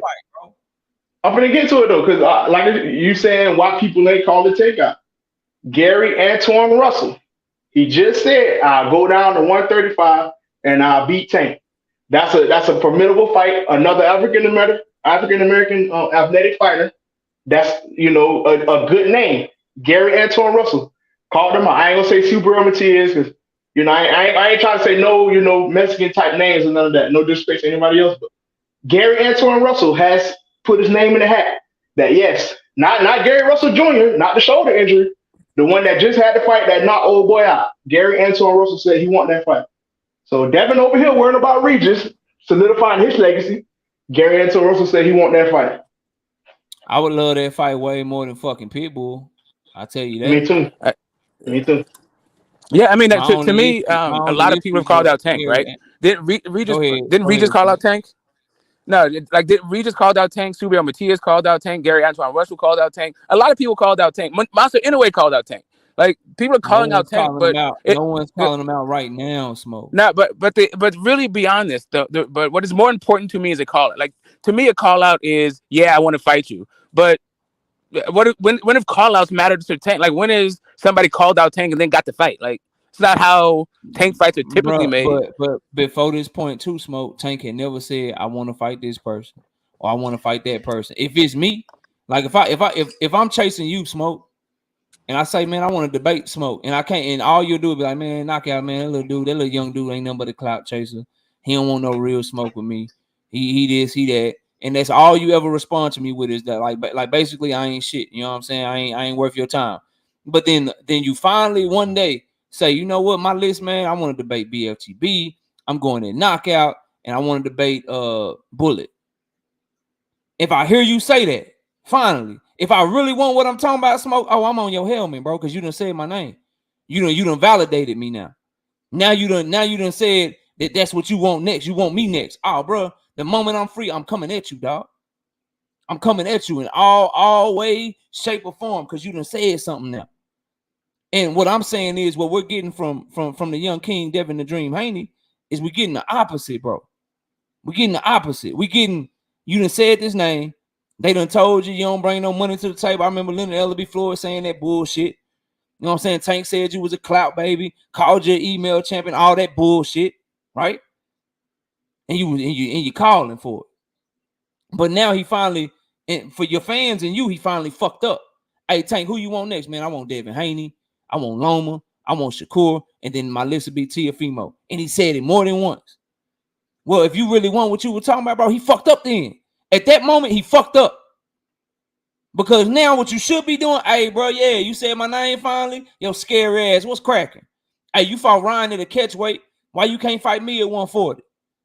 Hey, you did this shit for Ryan. I'm way more accomplished. I'm better than him. You only did that because you know he trash. What's cracking? Where all that shit go, bro? That's all I'm saying to y'all, dog.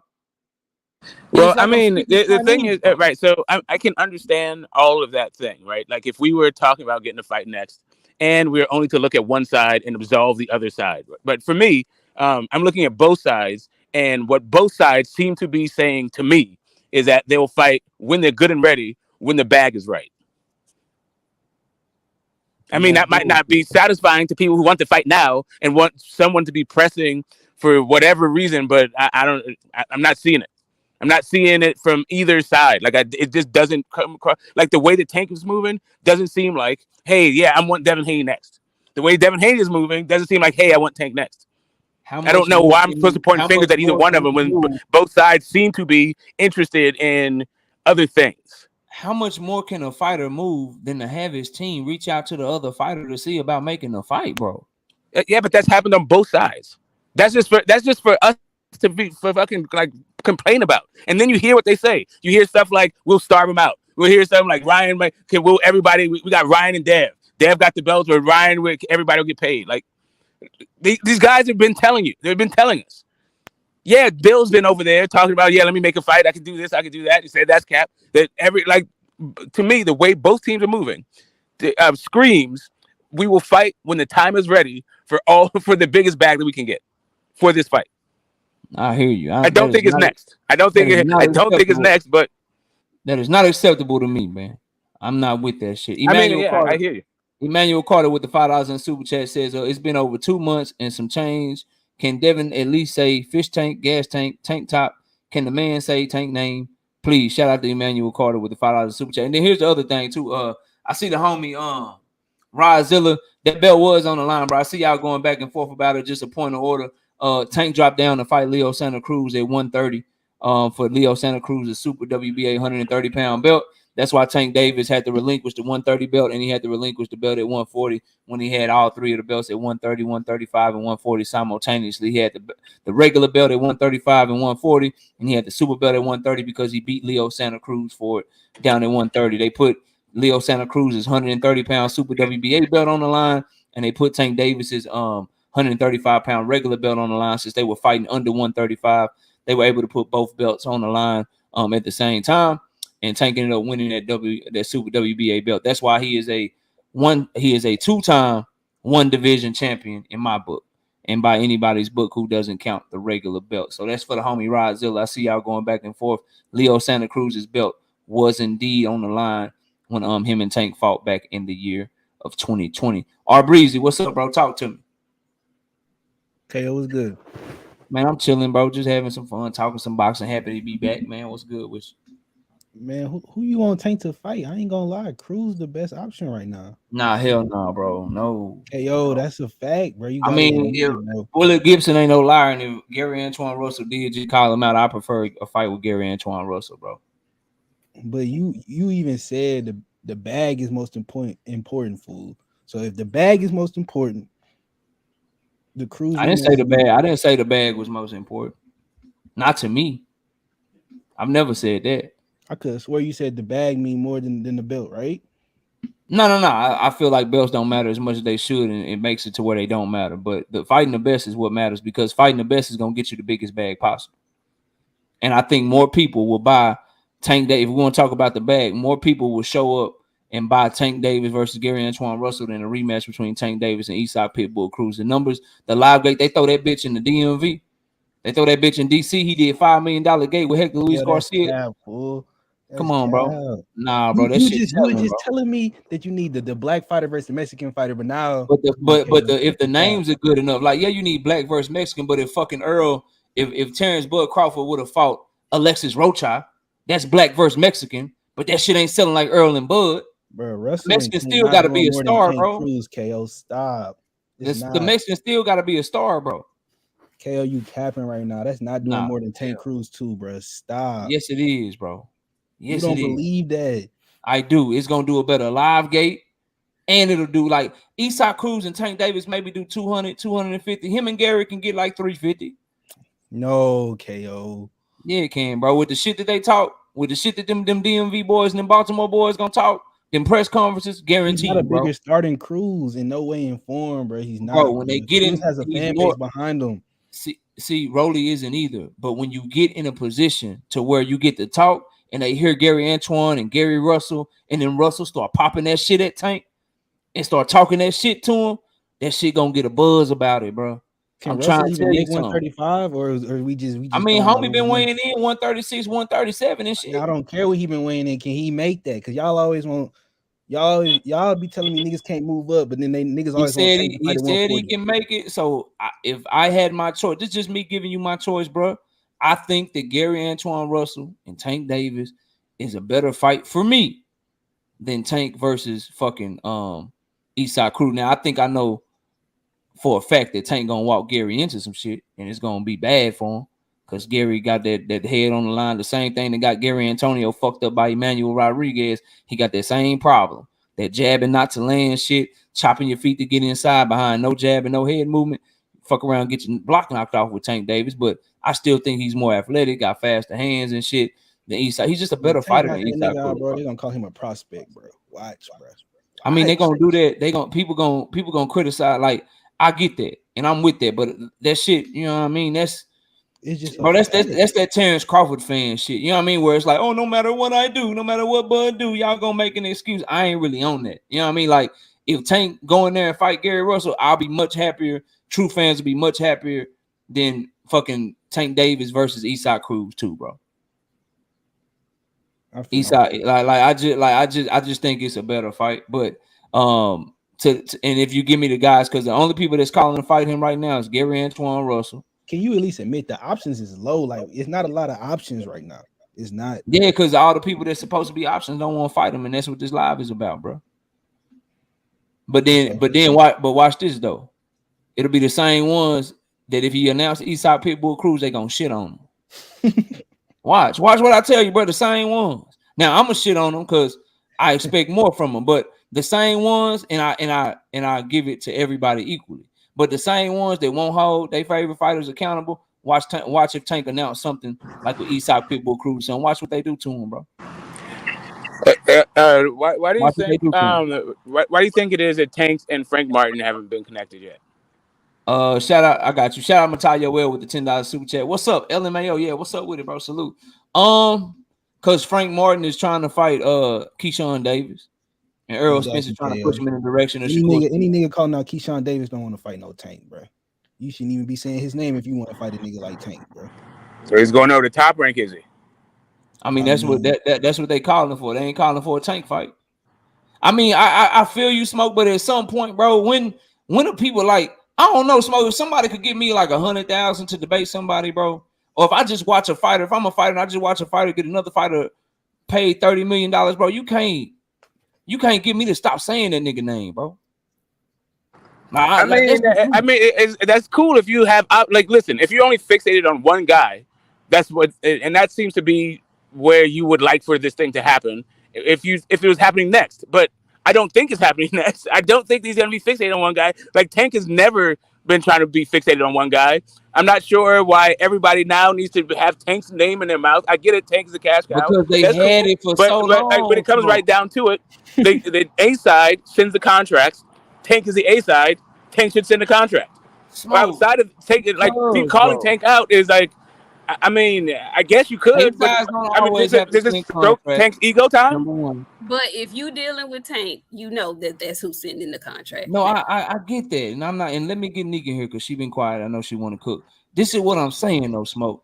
I would agree with you, bro, if that was the behavior leading up to this point. But I always say it, bro, don't get classy on me now. Don't get quiet on me now. Don't all of a sudden become less petty and shit. No, bro.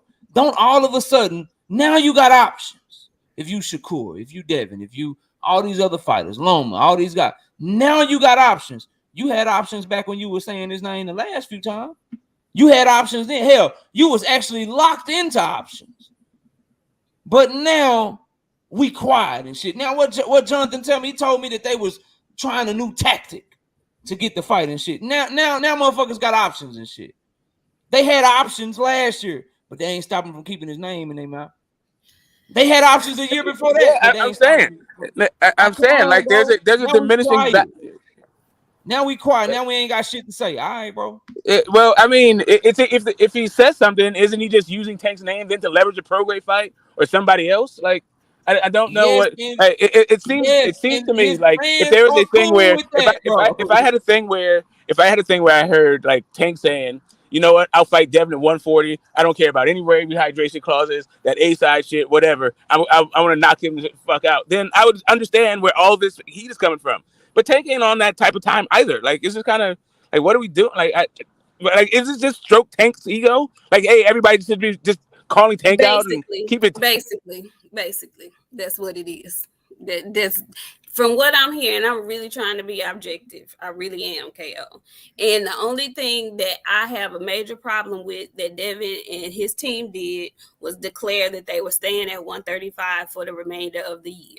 That has come back to bite them in the ass. That's the biggest thing that I can criticize them for. But as far as not saying Tank's name and not pulling for the fight and not calling for the fight, you want to put all that on Devin. And I just have to pause for a minute because Tank is the guy. Tank is the money man, right? He's making the decisions on who it is he's fighting. He said he wanted to fight Devin. If Devin beats Loma, then it's them next. So my question to you is, because you always say it was 4 days after the Loma fight, and he was already calling out Regis and blah, blah, blah. So my question to you is, if Tank really wanted that fight with Devin, like he said he did, and like you believe he did, why was there even a 4-day gap in waiting? Why? To me, if that fight was really going to happen, there should have been already some type of communication going on behind the scenes with both teams, respectively, if they both really did want that fight. We saw Tank come out here and tell everybody that he was fighting two Garcias back to back. So you can negotiate and have conversations with more than one person at a time.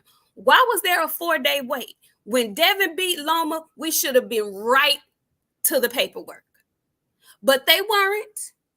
And Devin had newfound options. I'm not mad at him for that. I'm not mad at him for flexing his options. And the reason why I'm not mad, I know y'all want people to be mad, but I'm a Devin fan. So I don't give a goddamn about him moving to 140 and not killing himself to stay at 135. I wish he had never said that, but he did. That's the only issue I have. But fuck that. We just saw what happened to our guy EJ shrinking down to 147 one time too goddamn many. And so I don't give a goddamn about him going to 140. I don't care. Okay? So now, I really don't want to hear shit because I know you say he's not with Mayweather and he's not with the money team anymore, but they talk for him a lot. And it's hard to believe that there's still not some correlation there when Tank himself ain't saying shit. It's very difficult. So when Floyd Mayweather comes out here and tells us that Tank wants to fight Teofimo, and we all know Teofimo is at 140, ain't nobody gonna question why he can't fight Devin at 140. That's just cool. We gonna put that on Devin too? Okay. So I get what you're saying. I hear you. But if Tank really wanted to fight Devin, that shit would have been in motion before Devin and the Loma fight was over with. They didn't want that shit either, if we being honest. That's all I'm saying to you. So Devin. Oh, my bad. So now hold on, bro. So Tank Davis should have rushed. Like he should have been rushing. He got a move. He should have rushed and hurried up and made the Devin fight. No. I didn't say he should have rushed and made nothing. What I'm saying to you is he didn't rush to make Garcia and Garcia. He told us about that shit at one time. I'm saying to you, if Tank was serious about wanting to fight Devin the way he said he was, he would have his team, whoever's dealing with his stuff, they would have already had conversations with Team Haney about doing something. There's no rush. I'm not saying there's a rush. This is what you're saying, because we were all in agreement that we wanted the fight next. Obviously, that's not happening. But if Team Tank wanted it next the way he said he did, he's in the position of power. So he should have been reaching out. Hey, if, like he said, if Devin beats Loma, then I want him next.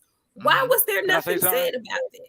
Can I say because hold on, I got you, bro. You can get in here. So to me, this is just me. Why they would wait, and this is just me thinking from a business perspective. Why they would wait, as you said, they waited until after Devin fought Loma, because remember, we didn't know if Devin was 3-fight deal shouting. We didn't know if they had options on him. We didn't know if he was. No. That's not true. We did know that. No, that's not true. We did know. We didn't. Y'all just choose to pick him. Y'all hate to solidify anything Bill says. Bill told y'all he had not re-signed with Top Rank. He told all of that, but it was bullshit. He did, but Devin also said Top Rank is my home. Leading up, he said they have treated me well, and I wouldn't mind coming back. And this is my home. He literally said this is my home. That time, but he had not resigned with them. But again, if I'm Al Heyman, if I'm Nim, I'm waiting to see what you do. Because I don't know who do I got to do business with. Do I got to send it to Bob? Do I send it to Bill directly? You don't have I'm to. Gonna wait. No, I'm gonna wait till you get done for you to be free, DHP. And then I'm gonna send you something. You're gonna send it to his promoter, DHP. That's who you're gonna send it. But that wasn't his promoter at the time that he was getting ready to fight Loma. It was because that was the last fight, and they had not signed an extension. But we didn't know that. Chose not to believe that. We didn't know that. You did know it because he said it at the press conference. Bill also said, but you see how if I'm Tank, right? If I'm Nim, how can we just say, okay, he ain't with them no more because Bill Haney said so? Because Bill is his manager. But you're also mad at Bill right now and Devin out of your own mouth because he also told you they were staying at 135. But that turned out to be a lie. Well, they might have would have stayed at 135. And that's not the first time that he's lied. He didn't lie. That's not the first time that he's lied either, though. I think he would have, just like you think, I think he would have stayed at 135 had there been some communication with Team Tank about a fight. But there was communication. So are we calling Steven? Are we calling Steven Espinoza a liar? Do we know the timeline of that? Did no that one happen knows. So just like I don't know if Steven Espinoza and them, when he said that we had preliminary talks, they could have called Devin 2 days after the Loma fight or before the Loma fight. You don't know and I don't know. Hell, they could have talked. Nobody knows. But what I'm saying is they had talks. And he told him he was doing something else. So you don't know when it was. But all I know is if Devin wanted Tank like y'all claim he did, the moment that they did call him, he'd have been on that shit. Oh, what y'all offering? Because like Bill said, like Devin said, we want the biggest fight possible. And out of Devin's own mouth, the biggest fight I could possibly make is Tank. So how come if they call you for the biggest fight possible out your own mouth, you ain't like, shit, let me see what that's talking about. Maybe no matter when, regardless of when they called you, because it's the same person. And Team Tank, who's known for putting in rehydration clauses and all that type of shit, decided no, they didn't want I mean, what's to stop Bill? What's to stop them from saying, "Hey, bro, we talked to him about it, and they tried to do some rehydration clause. We ain't with that shit." I ain't heard them say that. Because they're gonna fight later. When you do certain shit throughout the years, it's certain things that you can't get away from. So you the same dude that was going.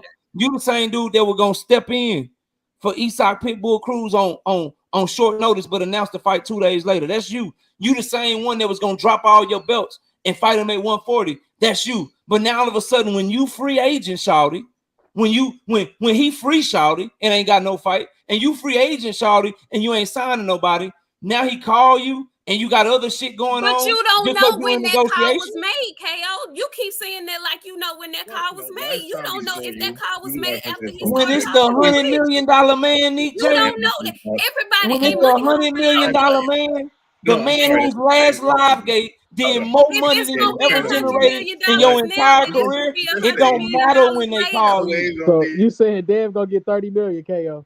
What I'm saying it, no, bro, no. See, y'all Right not gonna then. don't misquote me. Let's cut This it is what I'm short. saying to all of y'all. It don't matter. Listen, bro, because this is some real shit. I know y'all don't want to hear it, but this some real shit.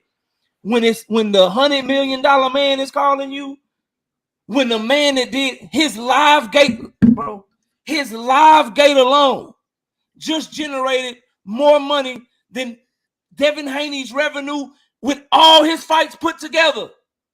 When that nigga calls you, it don't matter when he called.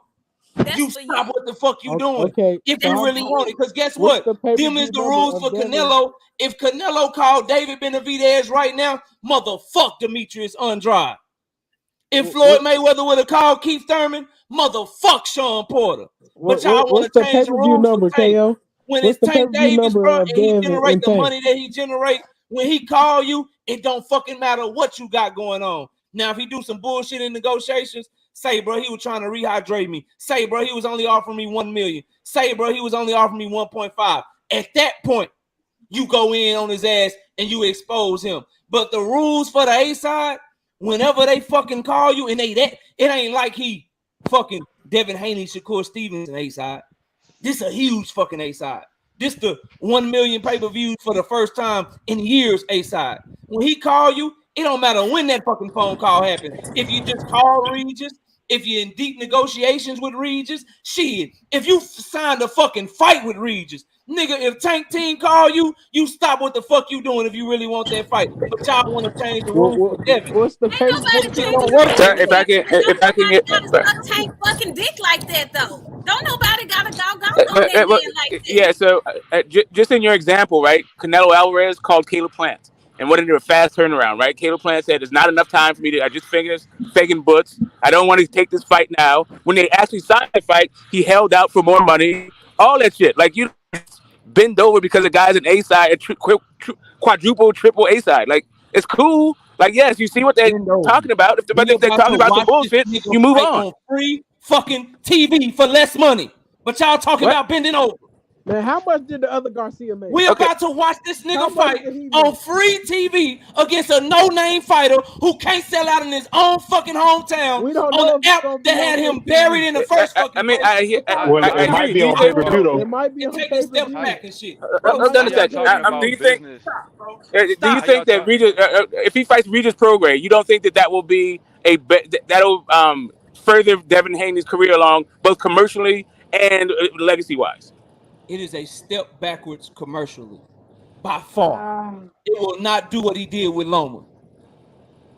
Right. Never So if know. you only They look at won't right, even do so that. And the person that put on the fight with Loma said he barely broke even on the motherfucker.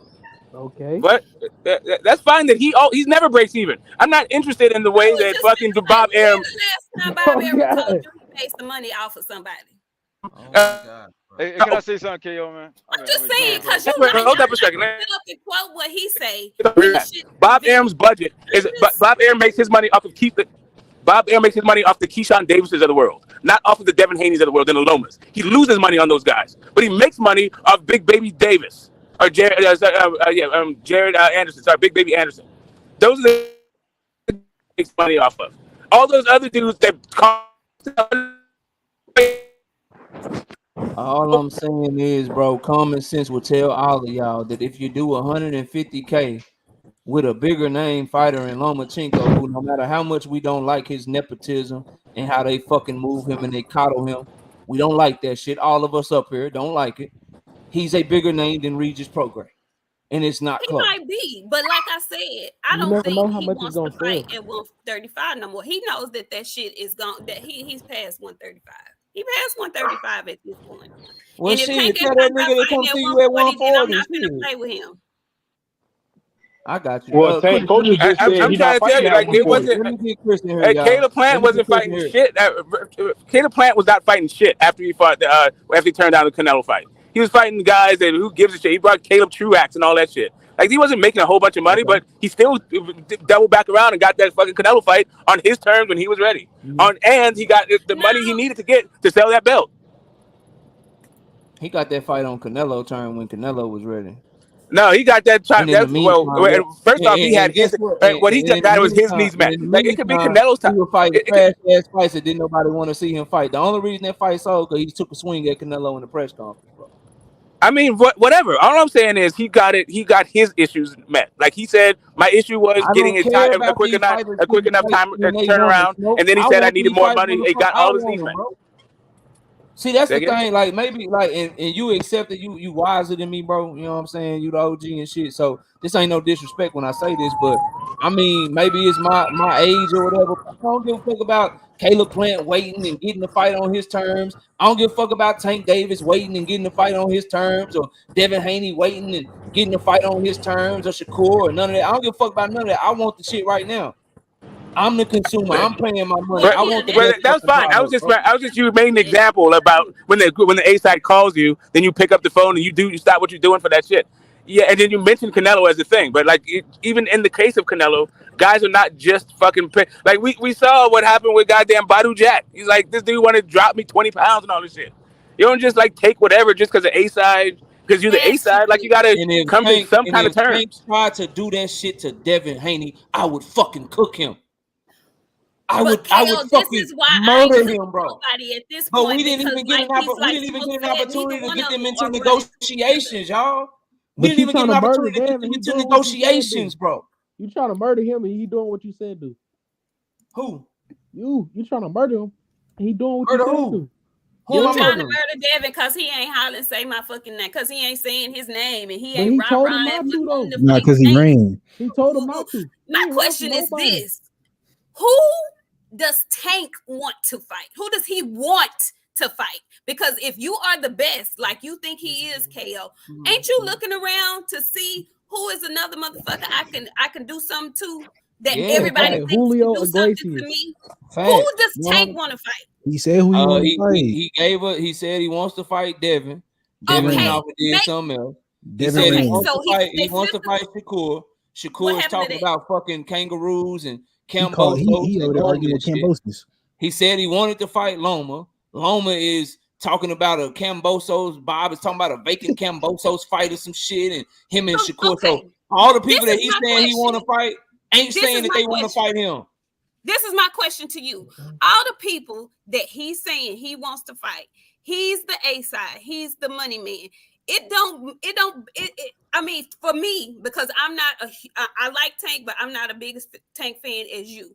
But to me, that tells me if he's that guy and he's the money man and he wants to fight these people and all of them are finding a reason not to fight him, as a boxer, I'm not finna say all these motherfuckers just scared to get knocked out by Tank. I'm thinking what's going on with the business that none of these people feel like, yeah, that's the one I want. At this point, originally I wasn't even thinking that. But you just riddled me off Devin, Shakur, and Lomachenko. And don't none of them want to fight the money man.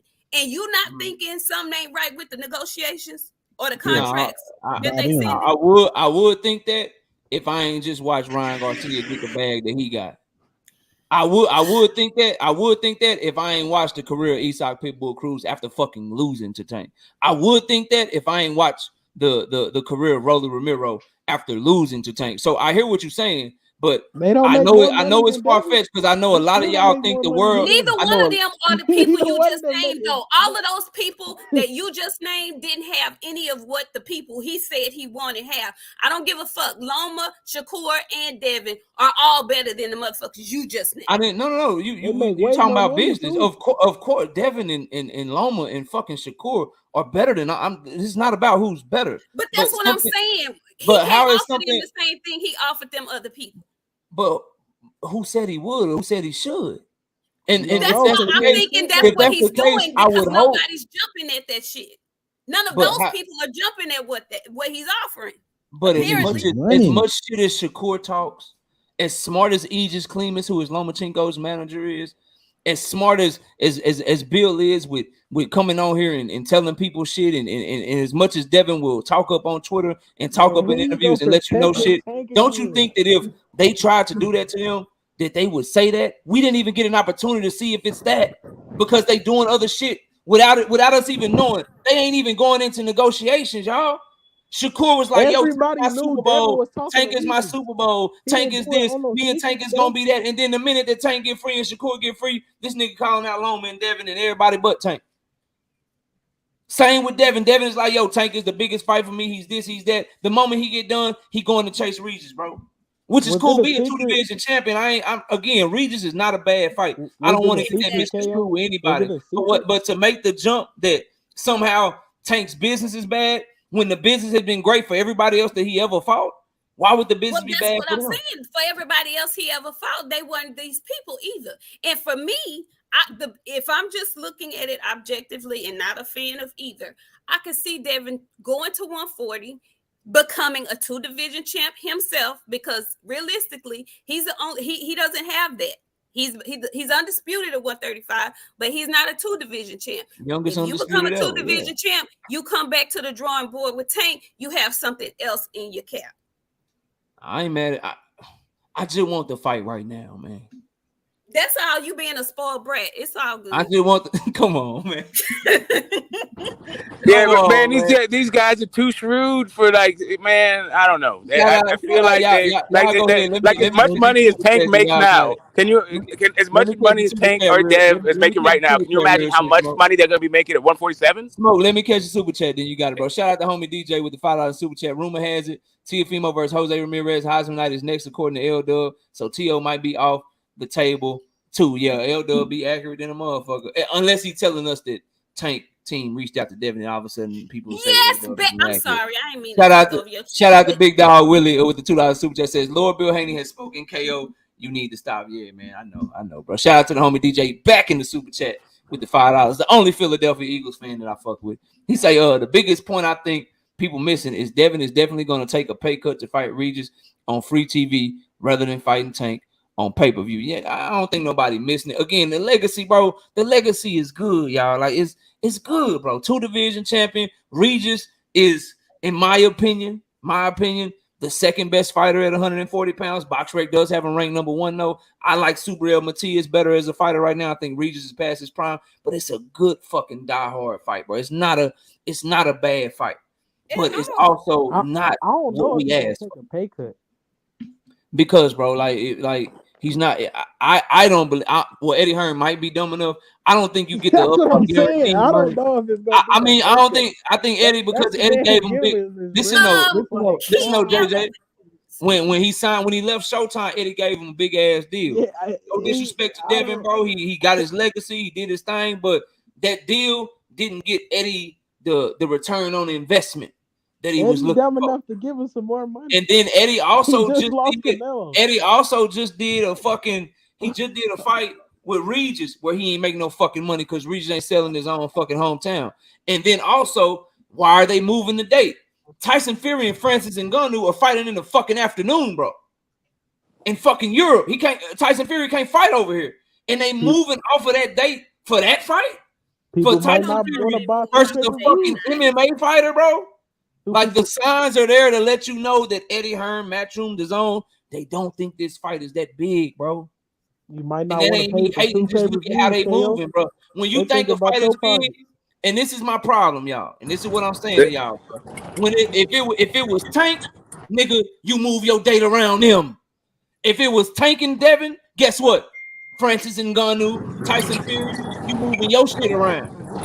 Bro, you do remember that Eddie Hearn said you remember Eddie Hearn postponed Kovalev and Canelo based on some MMA shit. Like, it was fucking Eddie Hearn just don't know what the fuck he's doing. That's really it. I agree with that, but again, Tyson Fury and Ngannou is in the afternoon, bro. Yeah, I know, but it's still Eddie Hearn. I don't know what the fuck Eddie Hearn did. Like, Eddie Hearn has always been in the league. I don't know why the dudes grab his ankles for MMA. He just don't. Whatever. So again, they never locked down the venue. Eddie Hearn don't know what the fuck he doing. He didn't really make you big when you went over there, but you're going back over there. He got a All right, belt. bro. He got a Okay. belt. No, No, I no, mean no. when it comes to, They I'm just talking never about when it locked comes to down like the so venue. when it comes to what he thinks about like scraping the bottom of the barrel, like making sure every eyeball he can possibly get on a fight. I think he's penny wise and pound foolish when it comes to that like postponing shit for MMA. Like I don't whatever. That just seems to be some picadillo he has. I ain't mad at that. Let me get some new blood in here. We've been going back and forth. Chris, you there, Yo, bro? can you hear me? Loud and clear, man. Talk to me, man. Straight out of Yeah, I'm out here. Baltimore. What's good, homie? I'm out here working, so I had to kind of hop off real quick. I just want to talk about like as a fighter myself.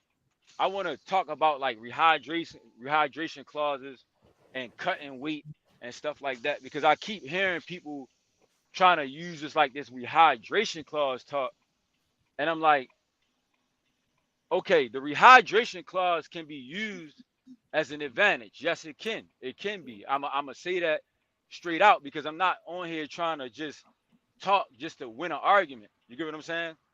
A rehydration clause can be used as an advantage for someone, right? But Mm-hmm. also, if you know boxing, if you claim to be a person that know the sport, whether you box before or not, you do know that cutting weight is could be an advantage as well. It can be used as an advantage. So when fighters cut weight, You talking about just for the people? You talking about bigger fighters that are able to cut a lot of weight to have a an lot of advantage? Yeah. weight, I it can got you. Go have ahead. an advantage. So just because somebody do a rehydration clause, for example, you got to understand. Like for example, Ryan Garcia. Ryan Garcia is a person who campaigns at 140, from what I know. He campaigns at 140. He doesn't fight.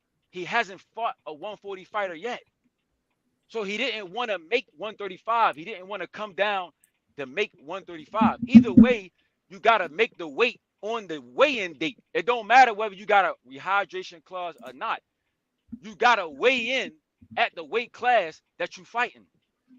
The rehydration clause that Tank had, it had a 10-pound rehydration clause. So the next day, you can weigh in 10 pounds heavier. Both of the fighters had to do it. You get what I'm saying?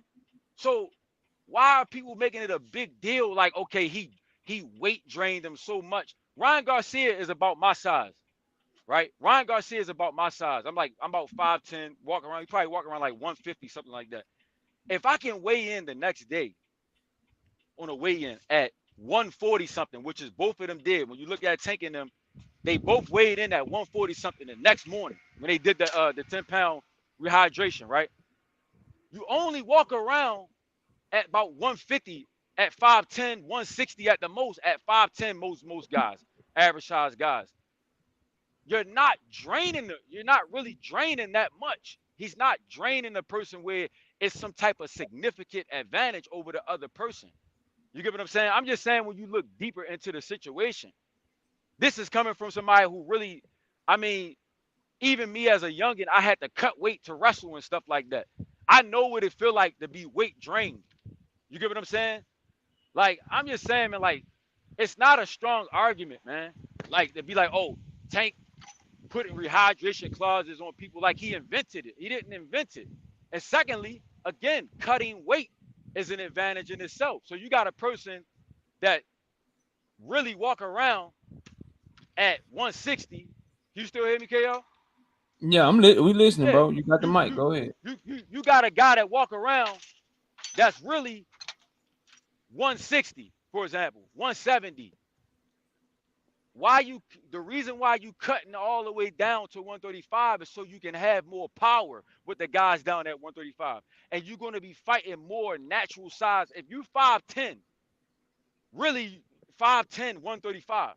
Haney is about my height. I think Haney is about what, 5'9? He 5'8". We 5'8" with a 71 Okay. inch reach or Yeah, something like that. Yeah. he a pretty average size guy, bro. Man, he Five ain't eight. 5'8". They got his It, 16-year-old stats on there.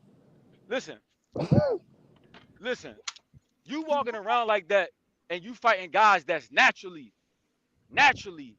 at a size, weight, size of that a person would be at 135, you got an advantage over that person a lot of the times as far as power.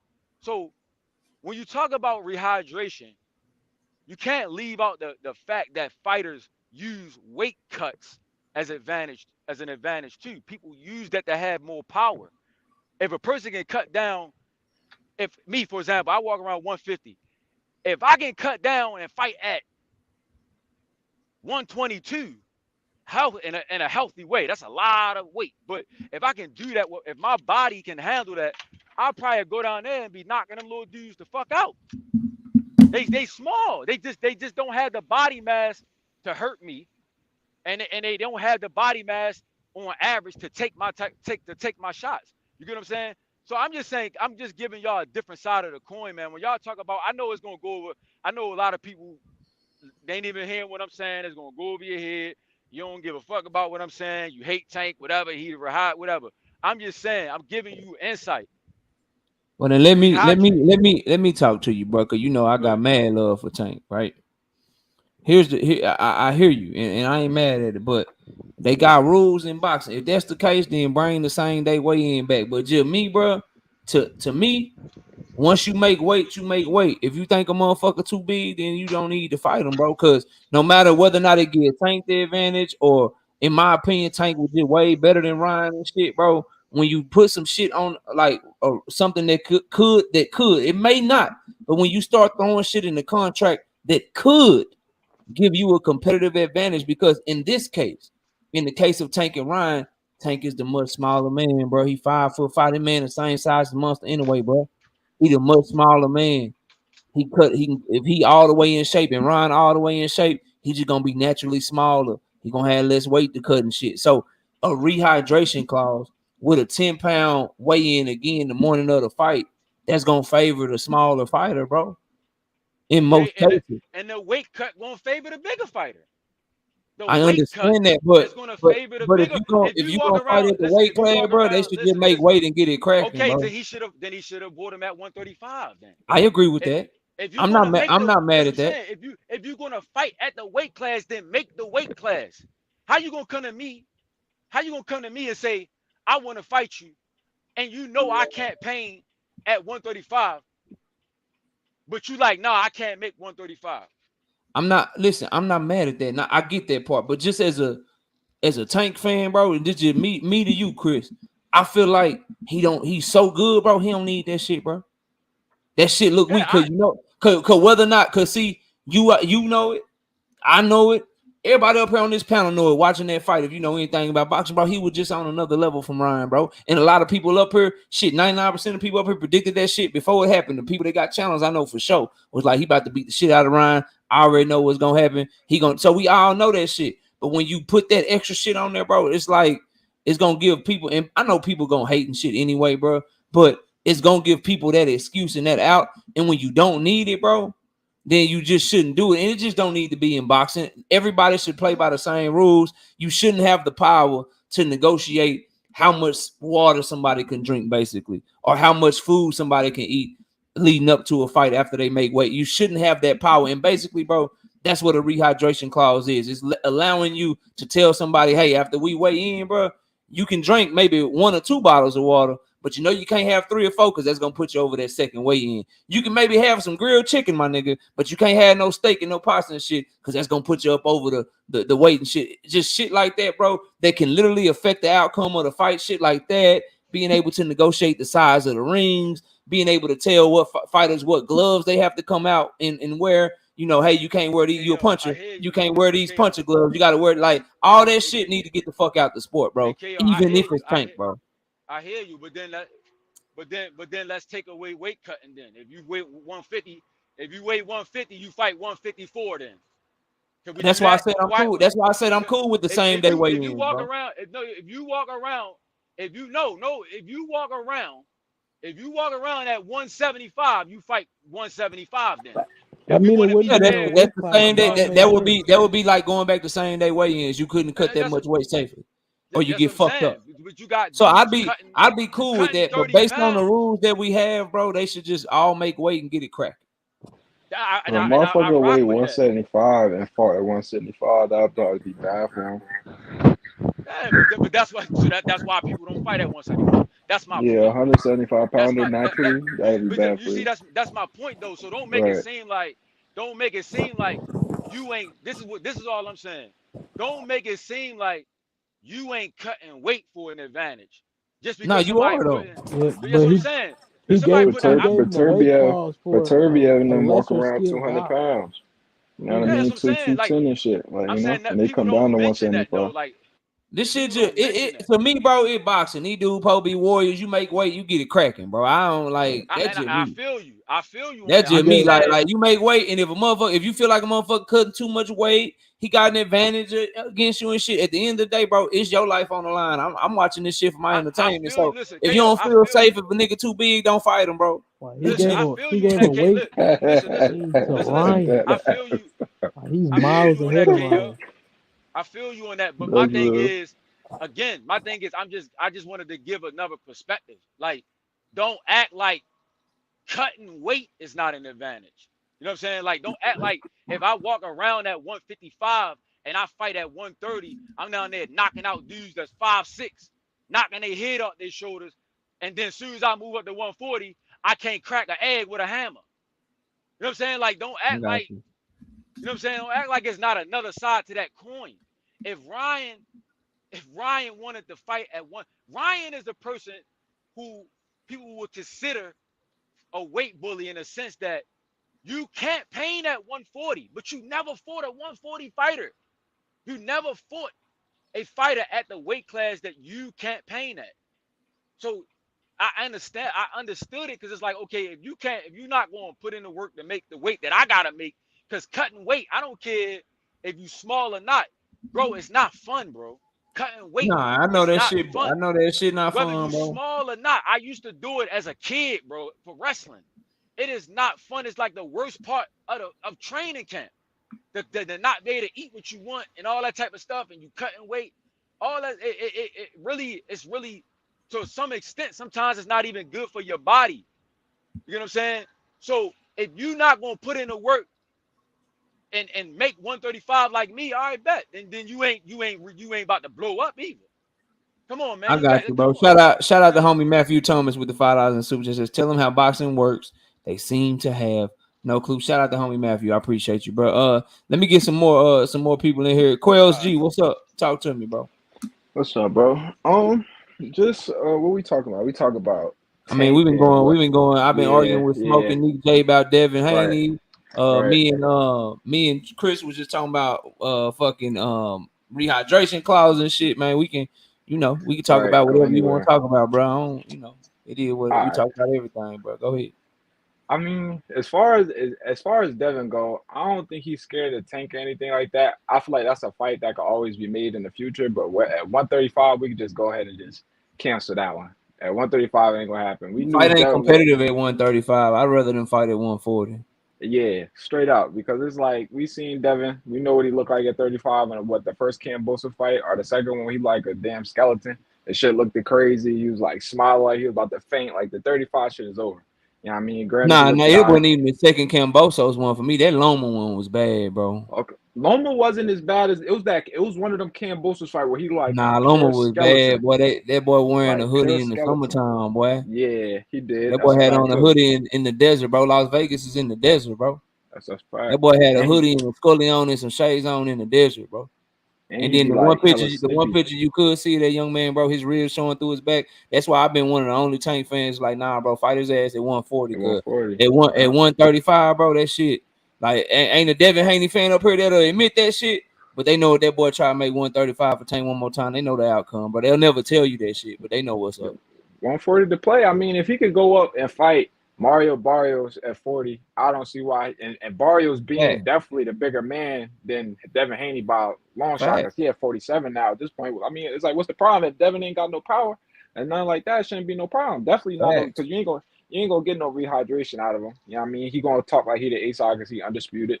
So, and even if Tank is the A side, he's not gonna sign off on no rehydration because he already looked bad at the weight class if it was be at 135. So 140 would be the play. And I feel like a fight with Regis with Devin would be a good fight. You know what I'm saying? It would be a good fight. And then it would be smart. But I don't know because if he go over there, he'll be with Matchroom at that point, right? He'll be back with Eddie. He fighting Eddie Regis. Hearn. It's a one Right. fight Fighting deal. Regis. They One arguing over the date. His next fight gonna be Regis, probably in November.